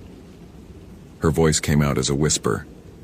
The heat signature moved, not climbing down, moving laterally, branch to branch, with a fluid grace that defied physics. No human could move like that. No human should be able to. Sarah ran. She didn't decide to run. Her body made the choice, some ancient survival circuit overriding her rational mind. She crashed through the undergrowth, branches tearing at her face, roots catching her boots. Her headlamp beam bounced wildly, showing snapshots of forest that looked increasingly alien. Trees leaning at impossible angles, rocks arranged in patterns, shadows that moved independently of her light. Behind her she heard something following, not footsteps, something else. A wet sliding sound like meat dragging across stone. And underneath it, barely audible, a sound that might have been breathing or might have been words in a language she didn't know. Sarah's GPS showed she was heading west, back toward the trail system. Her rational mind reasserted itself enough to navigate. She needed to reach the trailhead, needed to get to her truck, needed to call for backup, bring a team, approach this properly with resources and personnel, and the thermal camera, still gripped in her left hand, showed 3 heat signatures now. 1 behind her, 2 ahead, blocking her path. She skidded to a stop, breath tearing at her lungs. The figures appeared in her headlamp beam, 2 shapes that were nearly human but not quite, standing motionless in the trail ahead. They wore remnants of outdoor clothing, shreds of Gore-Tex and fleece hanging from emaciated frames. Their skin was the color of freezer-burned meat, stretched too tight over bones that seemed wrong, articulated in ways human skeletons shouldn't allow. Their eyes reflected her light like an animal's eyeshine, but the reflection was wrong. White instead of green or amber, as if something behind the eyes was glowing from within. One of them opened its mouth. The jaw distended farther than human anatomy permitted, revealing teeth that had been filed to points. When it spoke, the words came out in a voice like wind through a canyon, hollow and cold and utterly inhuman. Brennan. It knew her name. We've been hungry so long. Sarah's hand found her bear spray, but her fingers were numb with cold and fear. The canister slipped from her grip, and disappeared into the undergrowth. The two figures didn't move. They just stood there, swaying slightly, as if the forest wind was blowing through them instead of around them. The thermal camera in her other hand showed all three signatures now, the two ahead and one behind, closing in. They were surrounding her. Sarah's master's degree hadn't prepared her for this. Her 11 years as a ranger hadn't prepared her for this. Nothing in her rational, scientific worldview had prepared her for the moment when reality bent enough to show what lived underneath. "What are you?" The words came out steady despite everything. She was proud of that steadiness, held on to it like a lifeline. The figure's head tilted, considering her question. Up close, she could see that its neck was too long, vertebrae visible through translucent skin. "We were hungry," it repeated. "Now we are hunger. The forest provides, and we consumed. We consumed until there was nothing left to consume but ourselves, and then we consumed that too. Now we are what remains when hunger consumes hunger." The Wendigo. The word surfaced from an anthropology course she'd taken in graduate school, Algonquian mythology. A spirit of insatiable hunger that possessed those who resorted to cannibalism, transforming them into monsters that could never be satisfied. She'd written a paper on indigenous North American folklore, analyzed it as cultural metaphor, environmental adaptation, cautionary tale about resource scarcity in harsh climates. She'd never considered it might be real. "Tyler Dawson," Sarah said, still holding on to that steadiness. "Where is he?" The figure smiled. Its teeth were blackened stumps behind the sharpened incisors. Dawson consumed his morals first, then his compassion, then his research, his ambitions, his love for his family. He consumed every memory that made him human. Now he consumes only flesh, and even that doesn't satisfy. It gestured behind Sarah with one elongated arm. "You've been speaking with him all night." Sarah turned slowly. The third heat signature stood 15 feet away, close enough now for her headlamp to illuminate properly. This one wore the ragged remains of a University of Washington sweatshirt. Its face was Tyler Dawson's face, recognizable from the missing person photos, but transformed. Cheekbones jutting like knives, eyes sunken into pits of shadow, skin pulled so tight it had split in places, showing yellow fat beneath. Tyler's mouth opened. "Run!" The word came out in 2 syllables, stretched and distorted. "Run before I forget why I'm telling you to run." Sarah ran. She ran southwest, abandoning any pretense of navigation, crashing through forest so thick it was nearly impassable. Behind her, she heard them following, 3 sets of whatever they used instead of footsteps, moving through the darkness with horrible efficiency. They could see in the dark, she realized. They didn't need light. They were perfectly adapted to this environment, and she was prey. Her headlamp died at 2:17 a.m. The batteries shouldn't have been dead.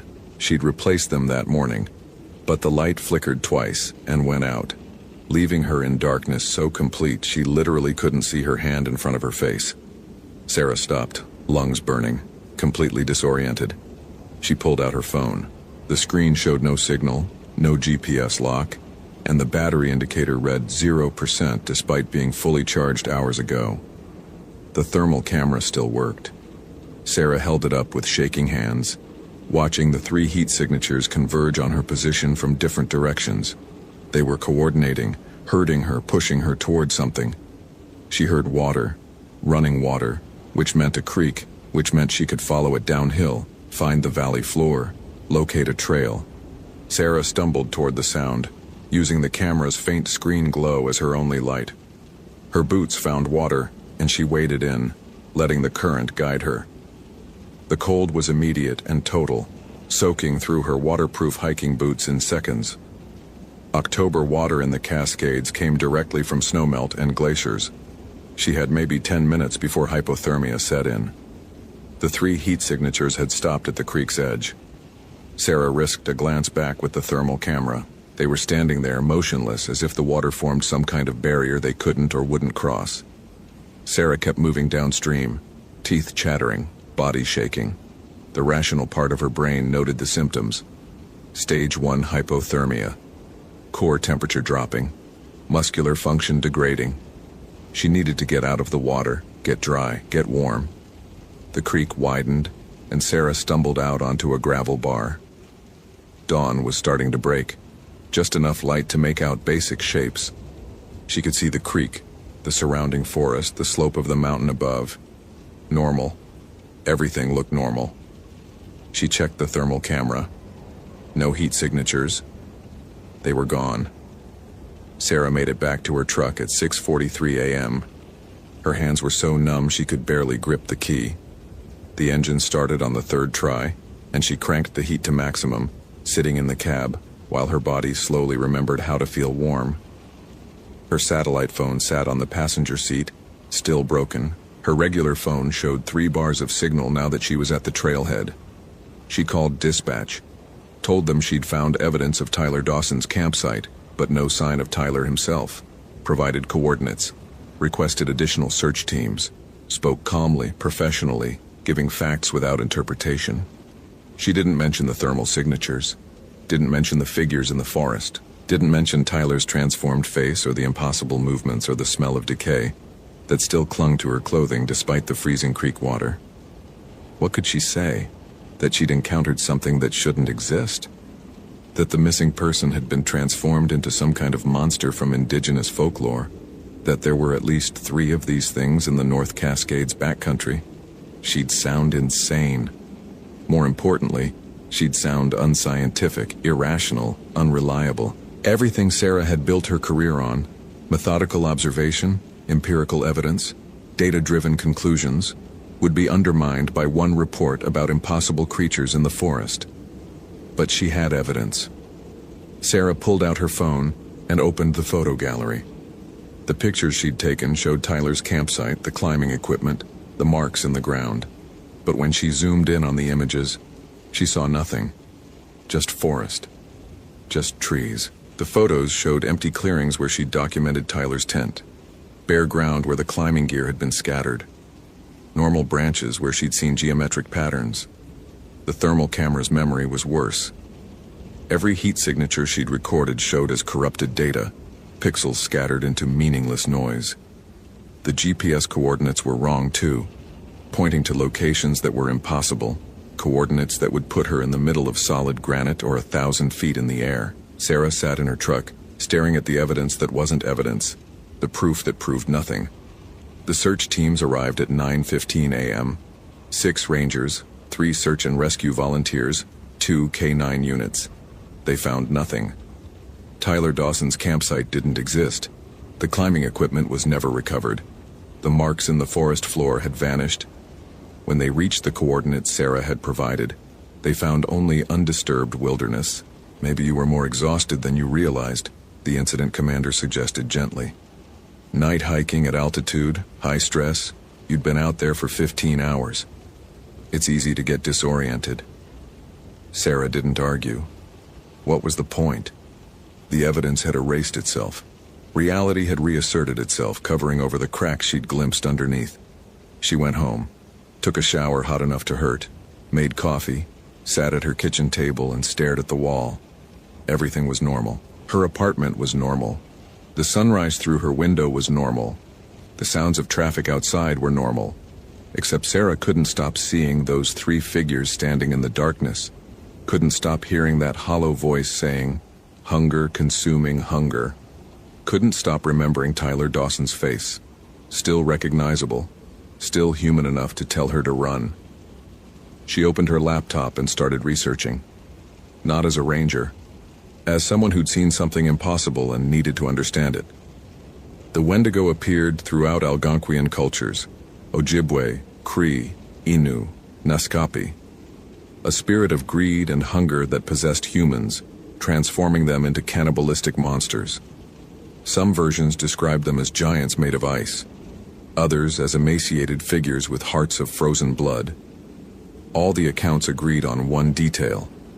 Once transformed, a Wendigo could never be satisfied. Its hunger only grew. Sarah found academic papers analyzing Wendigo psychosis, a culture-bound syndrome where individuals became convinced they would transform into the creature. She found anthropological studies examining the Wendigo as metaphor for colonialism's insatiable consumption. She found modern cryptozoology sites mixing legitimate folklore with sensationalized nonsense. But she also found patterns, reports of disappearances in northern forests, unexplained cases where experienced outdoorsmen vanished without trace, cold cases where search teams found campsites abandoned mid-meal, supplies intact, no sign of struggle. The incidents clustered in remote wilderness areas across the northern United States and Canada, concentrated in regions where Algonquian peoples had lived for millennia. The data suggested something, not proof. Sarah was too rigorous a scientist to call this proof, but a pattern suggesting that maybe folklore preserved truths that modernity preferred to deny. She compiled the information into a private document, organizing it with the same methodical precision she applied to her ranger reports: incident locations, dates, victim profiles, environmental conditions. She didn't know what she'd do with the data, but collecting it felt like maintaining sanity. This was what Sarah did. She observed, documented, analyzed, even when the subject was impossible. 3 weeks later, another hiker went missing in North Cascades.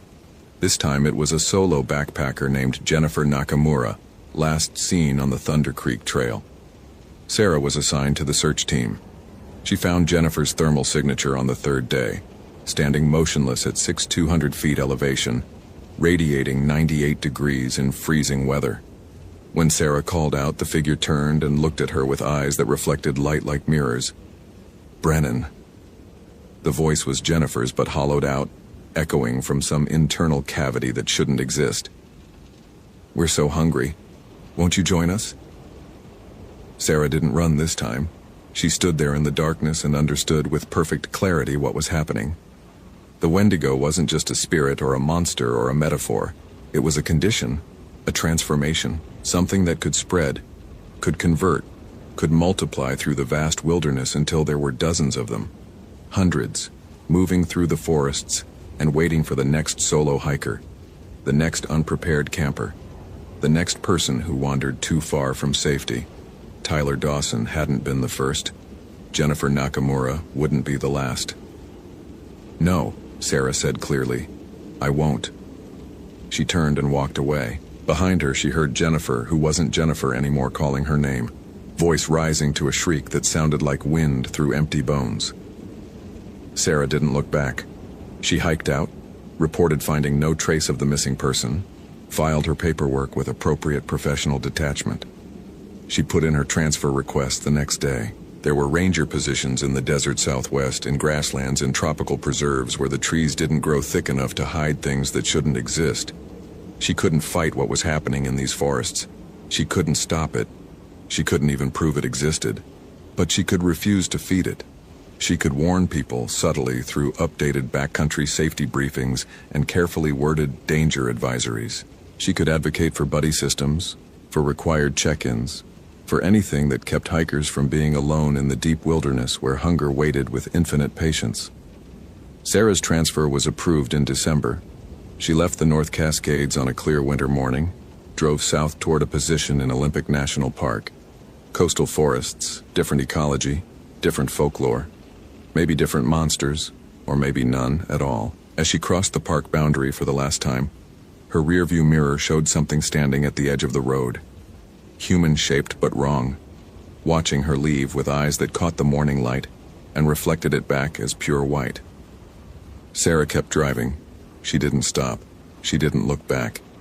She drove until the mountains were behind her and the forest was someone else's responsibility, and the memory of that hollow voice saying, "Hunger consuming hunger," was something she could almost convince herself had been exhaustion, altitude, stress. Almost. At night, when she closed her eyes, Sarah still saw thermal signatures moving through the darkness, still heard Tyler Dawson telling her to run, still felt the weight of knowing that some things were real despite being impossible, and that sometimes the most rational choice was to flee from truth rather than confront it.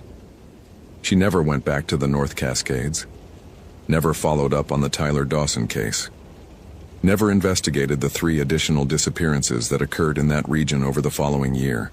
She filed her reports, did her job, helped tourists and educated visitors, and maintained trails.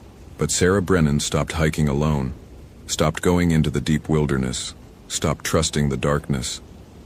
Because she'd learned that hunger could consume everything, compassion, morality, humanity itself, until nothing remained but the endless need to feed.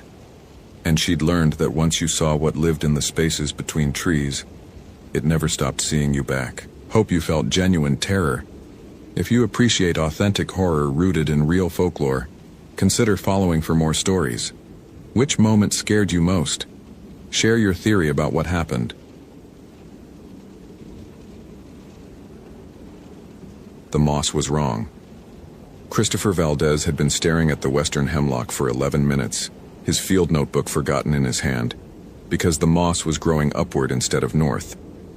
Not just this tree, he'd counted 47 so far, all within a quarter-mile radius of mile marker 8, all with thick mats of Isothecium myoceroides climbing toward the canopy like green water flowing upstream. Christopher pressed his thumb against the bark, felt the spongy vegetation pulse with moisture.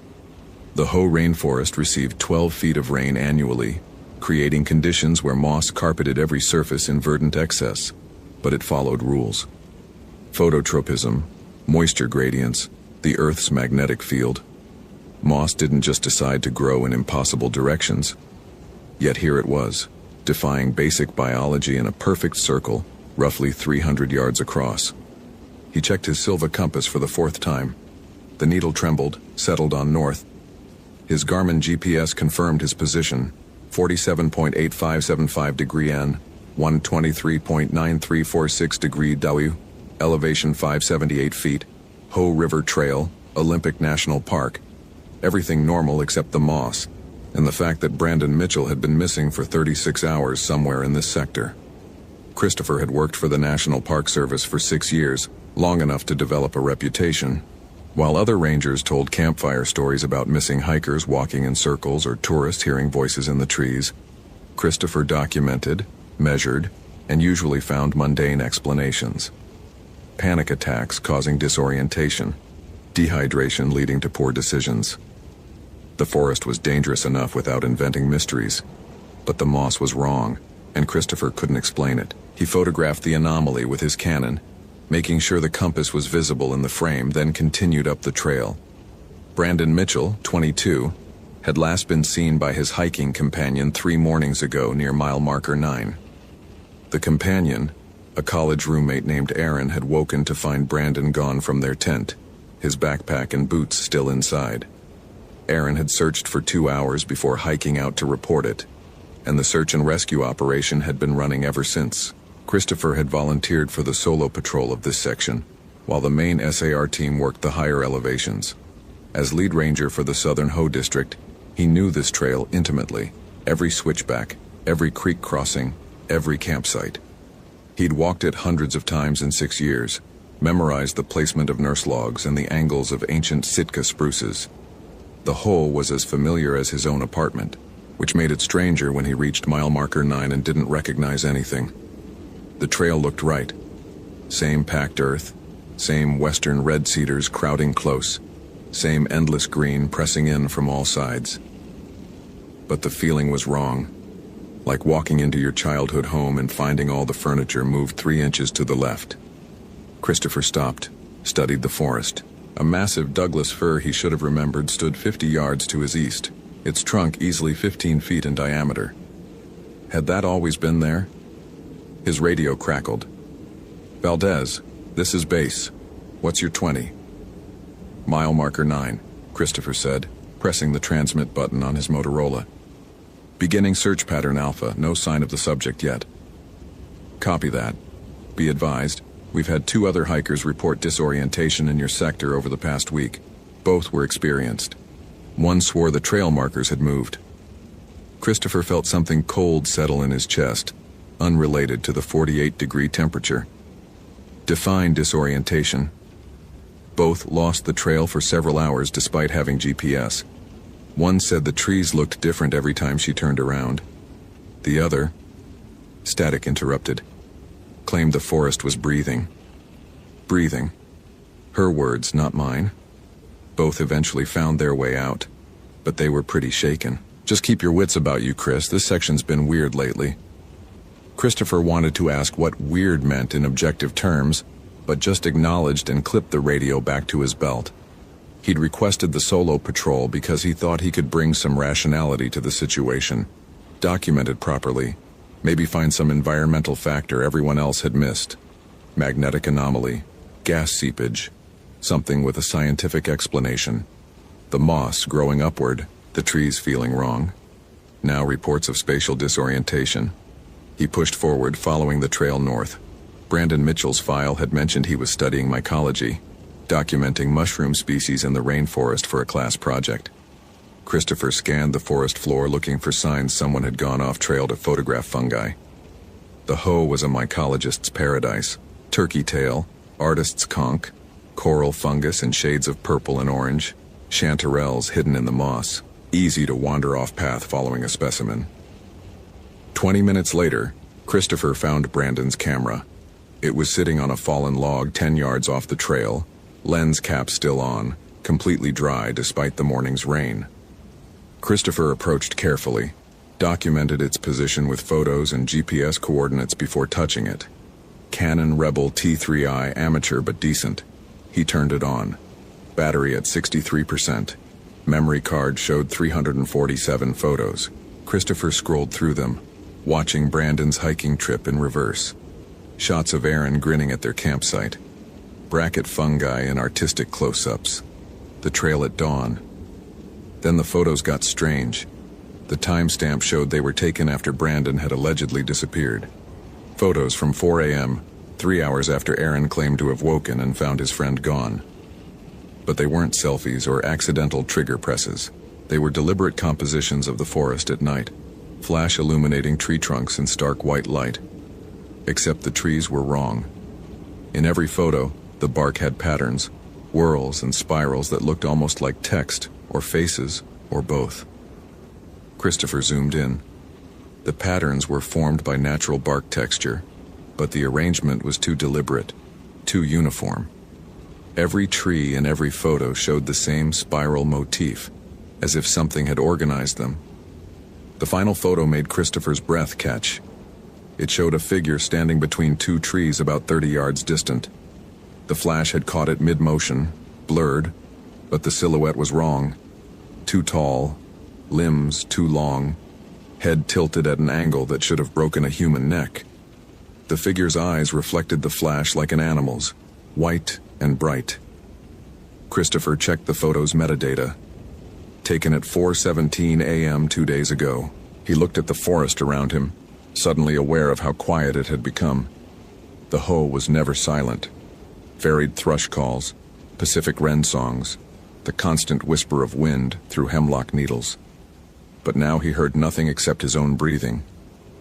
He pulled out his radio. "Base, this is Valdez. I've located the subject's camera at coordinates 47.862 degree N, 123.9389 degree W. No sign of the subject, but the camera contains unusual photographs. Requesting backup for this sector." Static answered him. He tried again, adjusted the frequency, checked the battery. Full power, but only white noise responded. Christopher had never experienced radio failure in this area before. The Rangers had installed 3 repeaters specifically to ensure coverage throughout the Hoe Valley. He was about to try his cell phone when he noticed the trees. They'd moved. Not dramatically, not in any way he could prove if questioned later, but the massive Douglas fir he'd noted earlier was now on his right instead of his left. The angle of the trail had changed. Even the quality of light filtering through the canopy seemed different, greener somehow, more submarine. Christopher pulled out his compass. The needle spun lazily, unable to settle on north. His GPS showed his position, but the numbers kept flickering, changing by fractions of a degree, even though he stood perfectly still. He watched the coordinates dance.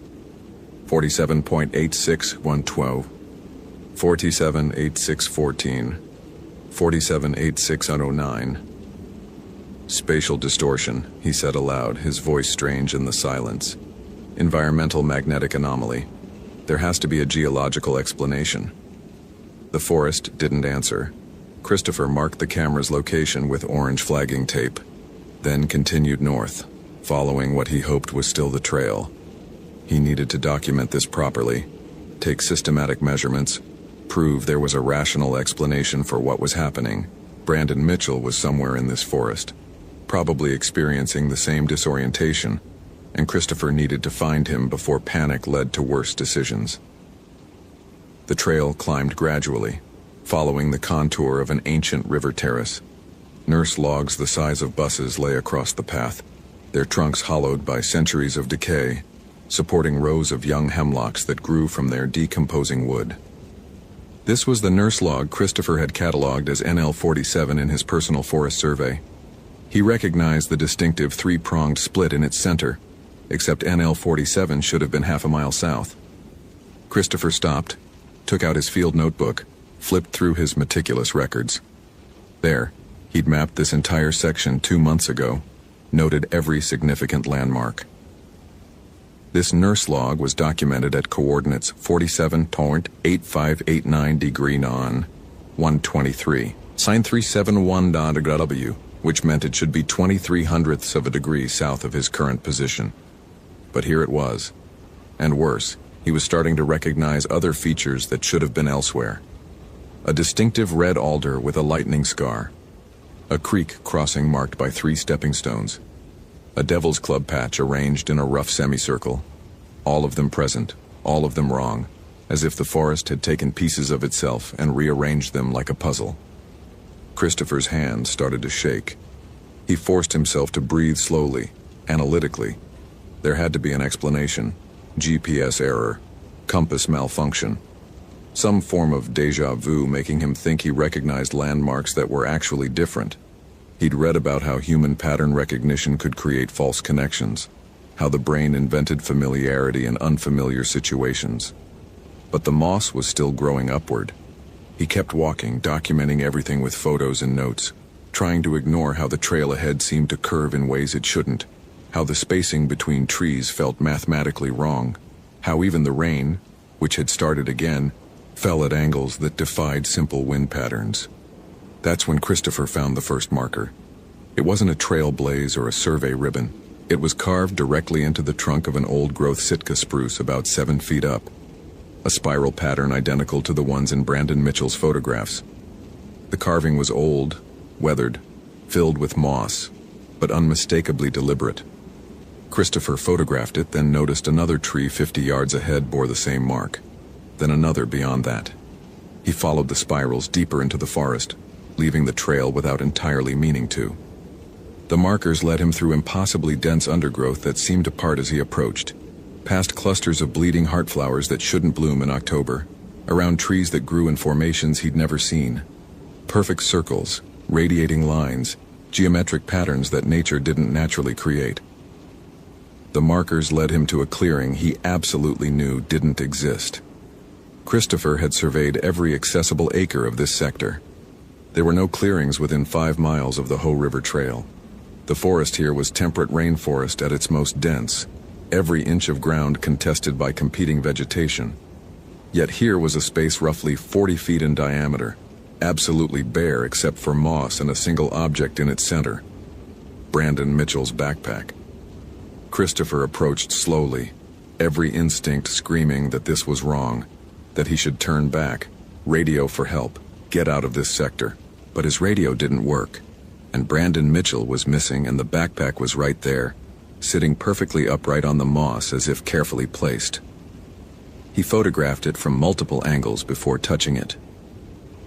Blue North Face pack, 60-liter capacity, still buckled shut. Christopher opened it carefully. Brandon's sleeping bag, dry. His food bag, untouched. Spare clothes, field journal, water bottles full. Everything a person would need to survive was here, abandoned. Christopher flipped through the field journal. Brandon's handwriting started neat, documenting mushroom species with scientific precision. Then the entries got stranger. October 23rd, found the spiral trees. Professor said impossible patterns don't exist in nature, but these do. Something's organizing them, can feel it watching. October 24th. Aaron doesn't see them, says I'm obsessed. But they're getting clearer. Like the forest is trying to show me something. Like it's trying to communicate. October 25th. The moss is growing towards something. All of it. Like compass needles pointing to a specific location. Found the center last night. Aaron was asleep. I had to see. The trees there are old, older than old, and they remember. God, they remember. The final entry was a single line, written in shaking handwriting. It's not the trees. The trees are just how it sees. Christopher looked up from the journal. The clearing was darker than it should be, though his watch showed only 2:47 p.m. The trees surrounding the space seemed taller, their canopy closing overhead like a cathedral dome. And now that he was looking, he could see the spiral patterns in their bark, all of them, arranged in concentric rings radiating from where he stood. "Brandon Mitchell!" Christopher shouted, his voice swallowed by the forest. "This is Park Ranger Valdez. If you can hear me, respond." The silence that followed wasn't empty. It was full of presence, of attention, of something vast listening.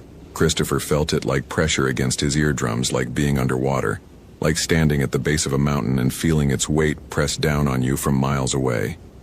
Then the trees moved, not swaying, not bending in wind.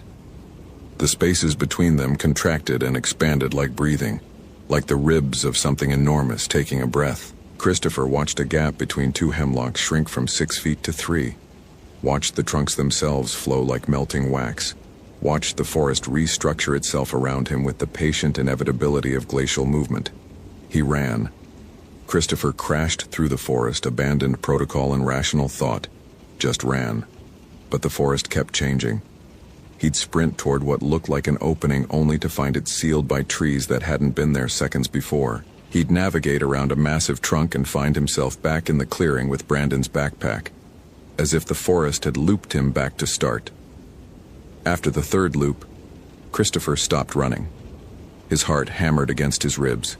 His breath came in gasps, but he forced himself to stand still and think. This wasn't random. The forest was directing him, guiding him, hurting him. Whatever intelligence inhabited this place wanted him in this clearing, and it had the patience and power to ensure he stayed. Christopher pulled out Brandon's journal again, reread the entries with shaking hands. The trees are just how it sees. He looked at the spirals carved into bark, at the geometric patterns formed by their placement, at the way the clearing's shape itself suggested purpose and design. Leashi. The word came to him from a college anthropology course he'd barely remembered taking. Slavic folklore, spirits of the forest that protected their domains, that could reshape the woods at will, that punished those who showed disrespect or invaded too deeply into their territory. But that was mythology, old wives' tales from Eastern Europe. This was Olympic National Park, Washington State, 2011. There was no rational reason for Slavic forest spirits to manifest in the Pacific Northwest, unless the concept was universal, unless what the Slavs had called Leshi was simply one name for something older, something that existed in all forests, that predated human categorization. A consciousness woven into the ecosystem itself, expressed through the patterns of growth, the arrangement of trees, the very structure of the woodland. Christopher thought about all the missing persons cases in national parks, the clusters of disappearances in specific areas, the reports of experienced hikers becoming impossibly lost. He'd always attributed it to human error, to panic and poor decision-making in wilderness environments. But what if some of those disappearances were deliberate? What if certain sections of forest simply didn't want people there? The light was fading now, though his watch showed only 3:15 p.m. Shadows stretched across the clearing, and Christopher realized they weren't shadows at all, but something more solid, more present. Dark forms moved between the trees, too fluid to be human, too purposeful to be animals. He counted 5, then 7, then lost count as they multiplied, surrounding the clearing in a ring of living darkness. One of them stepped forward. It was roughly man-shaped, but the proportions were wrong in ways that hurt to observe. Too tall, joints bending at too many angles, head elongating into something between human and tree. When it moved, leaves rustled where there were no leaves. When it breathed, the temperature dropped 5 degrees. Christopher's analytical mind tried to catalog it, find explanations. Pareidolia, the brain creating patterns from random stimuli. Hypoxia from hyperventilation, some kind of hallucinogenic spore released by the fungi Brandon had been documenting. But his hands were numb with cold. His breath fogged in the suddenly frigid air, and the thing standing 15 feet away was absolutely, undeniably real. It raised one impossibly long arm and pointed past Christopher. He turned. Behind him, another section of the clearing had opened, revealing a path through the trees he hadn't seen before. And standing at its entrance, barely visible in the gloom, was Brandon Mitchell. Brandon. Christopher took 3 steps forward before his rational mind caught up and made him stop. Brandon stood motionless, wearing the same clothes from his missing persons photo. Green flannel, jeans, hiking boots. But something was wrong with how he stood. Too still, too perfect, like a photograph instead of a person. Brandon, it's Ranger Valdez. Are you okay? Can you move? Brandon didn't respond. Didn't even blink. The forest behind him was impossibly dark, and Christopher realized he couldn't see more than 10 feet down the path. It was like looking into a tunnel or a throat. The entity behind Christopher made a sound. Not speech exactly, but something that resonated in his bones, that carried meaning without language. Go. Follow. Enter. Christopher understood then. This was a choice, or the illusion of one. He could walk down that path after Brandon, into whatever waited in the deep forest, the place where the spiral trees pointed, where the moss grew toward, where the entity's consciousness pooled most densely. Maybe he'd find Brandon alive. Maybe he'd find answers to what was happening. Or maybe he'd simply become another missing person, another case file, another name on the list of people who walked into the forest and never walked out. The alternative was to refuse, to somehow navigate his way back to the trail despite the forest's interference, to leave Brandon Mitchell to whatever fate awaited him in the darkness. The rational choice. The survivable choice. Christopher thought about his 6 years with the Park Service, about the reputation he'd built for logical analysis and skeptical documentation. He thought about the moss growing upward, about the photographs in Brandon's camera, about how badly he'd wanted to explain everything away with science and reason. He thought about standing in his apartment explaining to Brandon Mitchell's parents why he hadn't tried to retrieve their son, why he'd chosen himself over a 22-year-old kid who just wanted to photograph some mushrooms. He took a step toward the path. The entity made another sound, this one almost approving, and the darkness ahead seemed to lighten fractionally. Christopher walked forward, his legs moving on autopilot while his mind screamed at him to turn back. He passed Brandon's motionless form, resisted the urge to touch him, to verify if he was real or projection or something worse. The path led deeper into the forest, and with each step, the normal rules of space seemed to dissolve further. Trees grew at impossible angles, their roots forming staircases and bridges through the air. The ground beneath Christopher's feet felt solid, but looked transparent, as if he walked on water that had forgotten how to be liquid. Above him, the canopy closed into complete darkness, no sky visible, just endless reaching branches that intertwined into patterns that suggested language, mathematics, consciousness itself expressed in wood and leaf. He passed other figures standing motionless among the trees, hikers in modern gear and ancient clothes, loggers from the 19th century, possibly indigenous peoples from centuries before that, all frozen mid-step, eyes open but unseeing, like insects preserved in amber. Christopher understood these were the others, the ones who'd walked too deep, who'd tried to understand the forest and found understanding came at a price. The path ended in another clearing, larger than the first, and Christopher felt his mind strain trying to process what he saw. The trees here were old beyond measuring, their trunks wider than houses, their bark covered in spirals that moved and shifted like living things. And in the center of the clearing stood something that might have been a tree, Or might have been the entity itself. A massive presence that seemed to occupy more dimensions than Christopher's eyes could perceive. Brandon Mitchell stood before it, no longer frozen but moving in slow, dreamlike motions, his hands tracing the spirals in the bark, his lips moving soundlessly.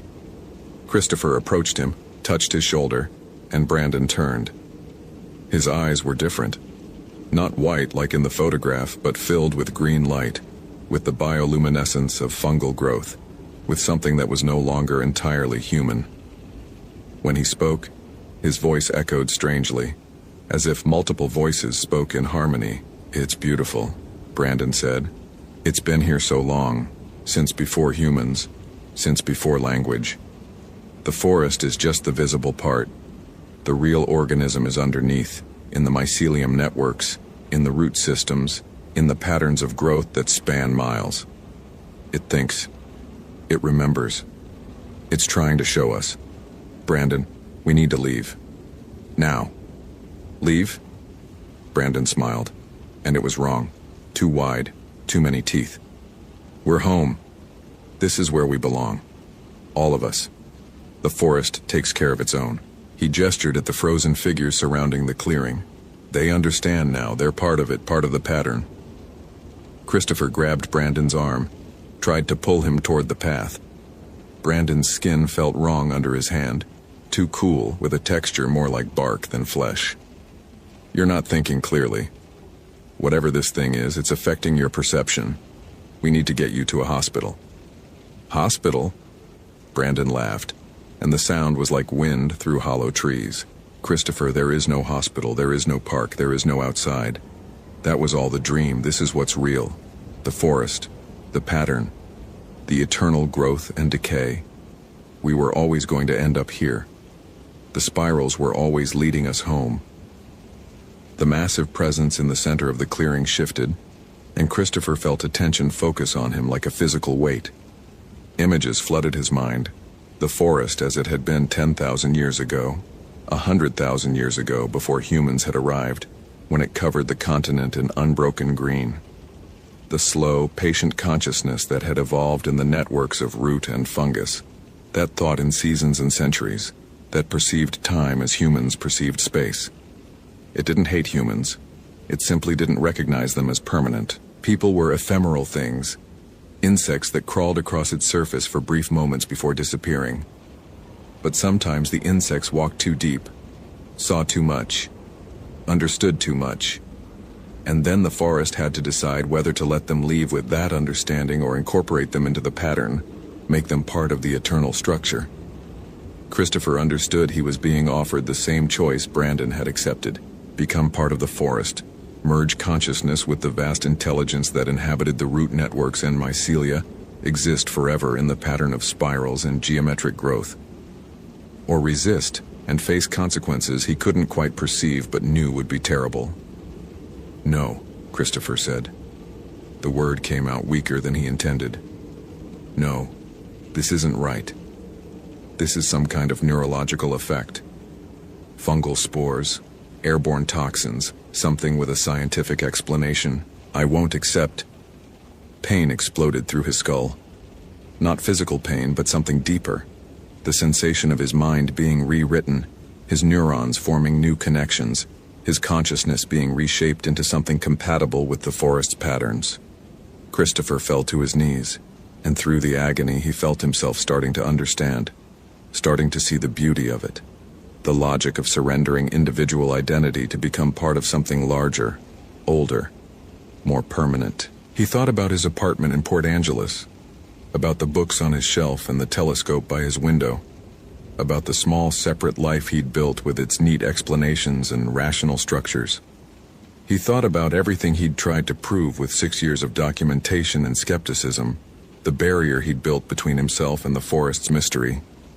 And he realized the barrier had always been artificial, that he'd been lying to himself. That part of him had always known the forest was alive in ways science couldn't measure, that the rational explanations had been comfort blankets against a truth too large to accept. The moss growing upward, the trees rearranging themselves, the sense of being watched on night patrols. It had all been real, and he'd spent 6 years explaining it away. Christopher looked up at Brandon, at the green light in his eyes, at the smile that was no longer quite human. He looked at the frozen figures around the clearing, at the massive presence in the center, at the spirals that covered every surface. He could feel the forest offering him a place in the pattern, a role in the eternal structure, an escape from the burden of individual consciousness. It would be so easy to say yes. Instead, Christopher pulled out his Motorola radio, the one that hadn't worked since he'd entered the sector. He pressed the transmit button, not expecting anything, just a gesture of defiance, a refusal to surrender his rationality, even in the face of the impossible. "Ranger Valdez to base," he said, his voice cracking. "I'm in Sector 7, beyond the trail. Coordinates impossible to determine. I've located Brandon Mitchell, but he's compromised. The forest here is hostile. Repeat, the forest is hostile. Send backup with..." The radio crackled. Through waves of static came a voice, thin and distant but unmistakably human. "Valdez, we're reading you. Your signal is weak, but we have a partial fix. Hold your position. SAR team is inbound." The effect on the clearing was immediate. The massive presence recoiled. The green light in Brandon's eyes flickered, the frozen figures stirred slightly. Christopher understood. The forest's power was absolute within its domain, but it couldn't extend beyond certain boundaries. The radio signal was a connection to the outside world, a tether to human reality, and that connection weakened the entity's control. Brandon screamed. It was a sound of rage and loss, the voice of the forest itself howling through human vocal cords. He lunged at Christopher, hands reaching for the radio. But Christopher rolled away, kept talking into the device, maintaining that fragile connection to the outside. "I'm approximately 1 mile north-northwest of mile marker 9, off-trail in an uncharted clearing. Multiple people here, some for years based on their clothing. This area needs to be marked off-limits. Do not send anyone else in alone. Do not..." Brandon struck him, and the blow had inhuman strength behind it. Christopher hit the ground hard, felt ribs crack, lost his grip on the radio. It skittered across the moss, and Christopher crawled after it desperately while Brandon stood over him, no longer quite human, becoming something else, something that belonged to the forest completely. "You can't leave," Brandon said, but his voice was wrong, layered with sounds no human throat could make. "You've seen too much. You understand too much. You're part of the pattern now, whether you accept it or not." Christopher's fingers closed on the radio. He pressed transmit. "GPS coordinates from my last known position, 47.86 degree in, 123.93 I89 degree W. Search north of there. Look for spiral patterns carved in trees. Follow them, but don't go too deep. Don't..." The massive presence in the clearing moved. It wasn't dramatic or violent. It simply reached out with what might have been a branch or a limb or consciousness itself, and touched Christopher's mind. Everything went white. When Christopher came back to himself, he was lying on the Ho River Trail at mile marker 8. Autumn sunlight filtered through the canopy. His Motorola radio was still in his hand, silent now. His watch showed 4:47 p.m. His GPS confirmed his position at standard coordinates with no flickering or anomalies. The moss grew north, as it should. Christopher stood slowly, inventory of injuries, cracked ribs, multiple bruises, hands torn up from crawling through underbrush. His uniform was covered in dirt and moss, his equipment scattered around him. It looked like he'd been through a physical ordeal, like he'd fallen or been in some kind of struggle. But his field notebook was gone. Brandon Mitchell's camera was gone. The photographs, the evidence, everything that could prove what he'd experienced in the clearing, all missing. Christopher tried his radio. "Valdez to base. Come in, base." "Base here." "Valdez, where the hell have you been? We lost your signal 3 hours ago." "I found Brandon Mitchell.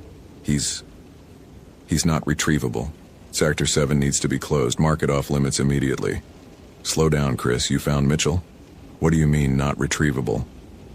Christopher looked north toward where the clearing should be, though his GPS showed only unbroken forest. How could he explain? What could he say that wouldn't sound like hallucination or breakdown? The ranger who insisted on rational explanations, claiming the forest was alive and taking people. "I mean, he's dead," Christopher heard himself say. The lie came automatically, protective. "I found signs of a fall possibly several days ago. The terrain in that area is unstable. We'll need a recovery team, but only in daylight, and only with multiple rangers. No one goes in alone." He was lying. Brandon Mitchell wasn't dead. He was something worse. Alive but no longer human. Part of the forest's pattern. Existing in that space between life and incorporation. But Christopher couldn't say that. Couldn't admit that he'd walked away. That he'd chosen himself over retrieving Brandon. That he'd felt the forest's consciousness and run from it. "Copy that. Return to base for debriefing. SAR team will go in at first light with full support." Christopher started walking south back toward the ranger station, each step taking him further from that clearing and whatever intelligence inhabited it. He tried to tell himself it had been real, that the broken ribs and torn hands were proof, that the gaps in his memory and equipment were evidence.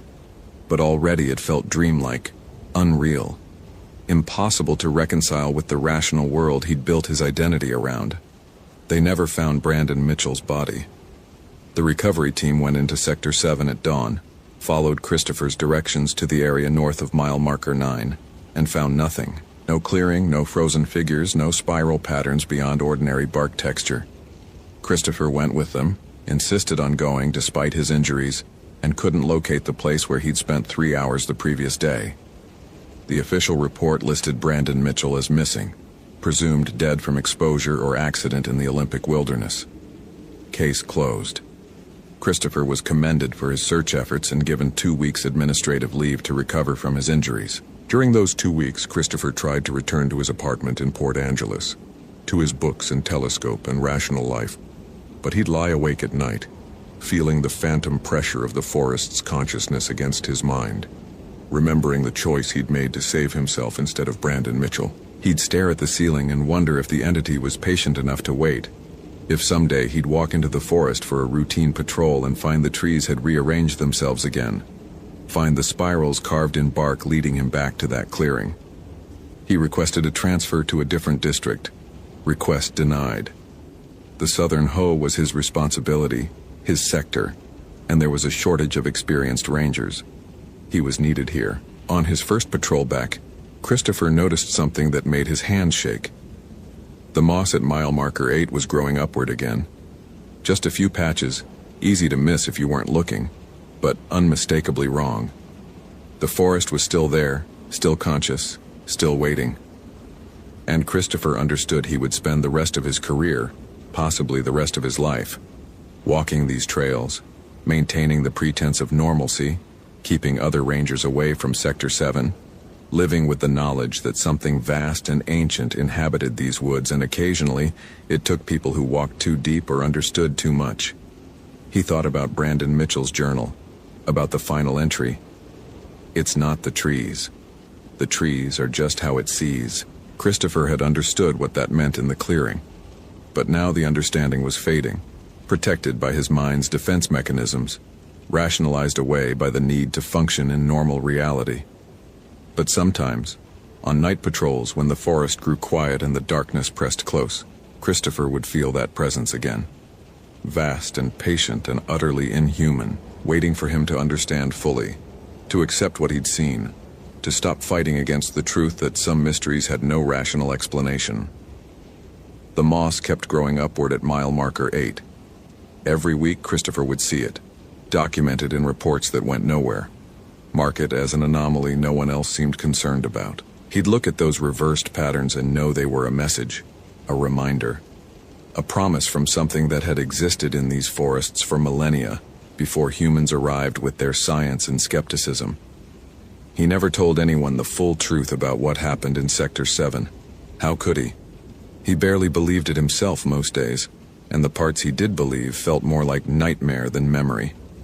But the cracked ribs healed wrong, leaving a permanent ache when it rained. His hands bore scars from crawling through the undergrowth, and sometimes when he closed his eyes he could still see that clearing, still see Brandon Mitchell's green-lit eyes, still feel the vast intelligence of the forest pressing against his mind like water against a dam. Christopher Valdez stayed with the National Park Service for another 3 years after Brandon Mitchell's disappearance. He continued his documentation, his measurements, his skeptical analysis of reported phenomena. But he marked Sector 7 as hazardous terrain on all official maps, kept hikers away from that area, and never went north of mile marker 9 alone again. The forest had offered him a choice, and he'd made it. Now he lived with the consequences.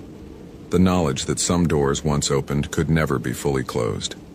That some places in the wilderness were wild in ways science couldn't measure. That the line between the real and the impossible was thinner than he'd spent 6 years trying to prove. On foggy mornings, when the Hoh rainforest was most beautiful and most alien, Christopher would stand at the trailhead and wonder if Brandon Mitchell was still alive in that other place. If consciousness could really merge with forests and fungal networks. If somewhere beyond the mapped trails there existed clearings where lost people stood frozen in eternal contemplation of patterns that predated human thought. Then he'd check his equipment, note his coordinates, and walk the trail like the rational, skeptical ranger everyone believed him to be. And the forest would watch him with its 1,000 eyes, patient and eternal, waiting for the next person who walked too deep, who understood too much, who followed the spirals to their source. The moss kept growing upward. The trees stood in patterns no one else seemed to notice. And Christopher Valdez carried the weight of what he'd seen, what he'd chosen, what he'd left behind in Sector 7 of the Hoh rainforest on that October day, when he'd learned that being right about mysteries sometimes meant discovering some mysteries were never meant to be solved.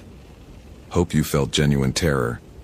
If you appreciate authentic horror rooted in real folklore, consider following for more stories. Which moment scared you most? Share your theory about what happened.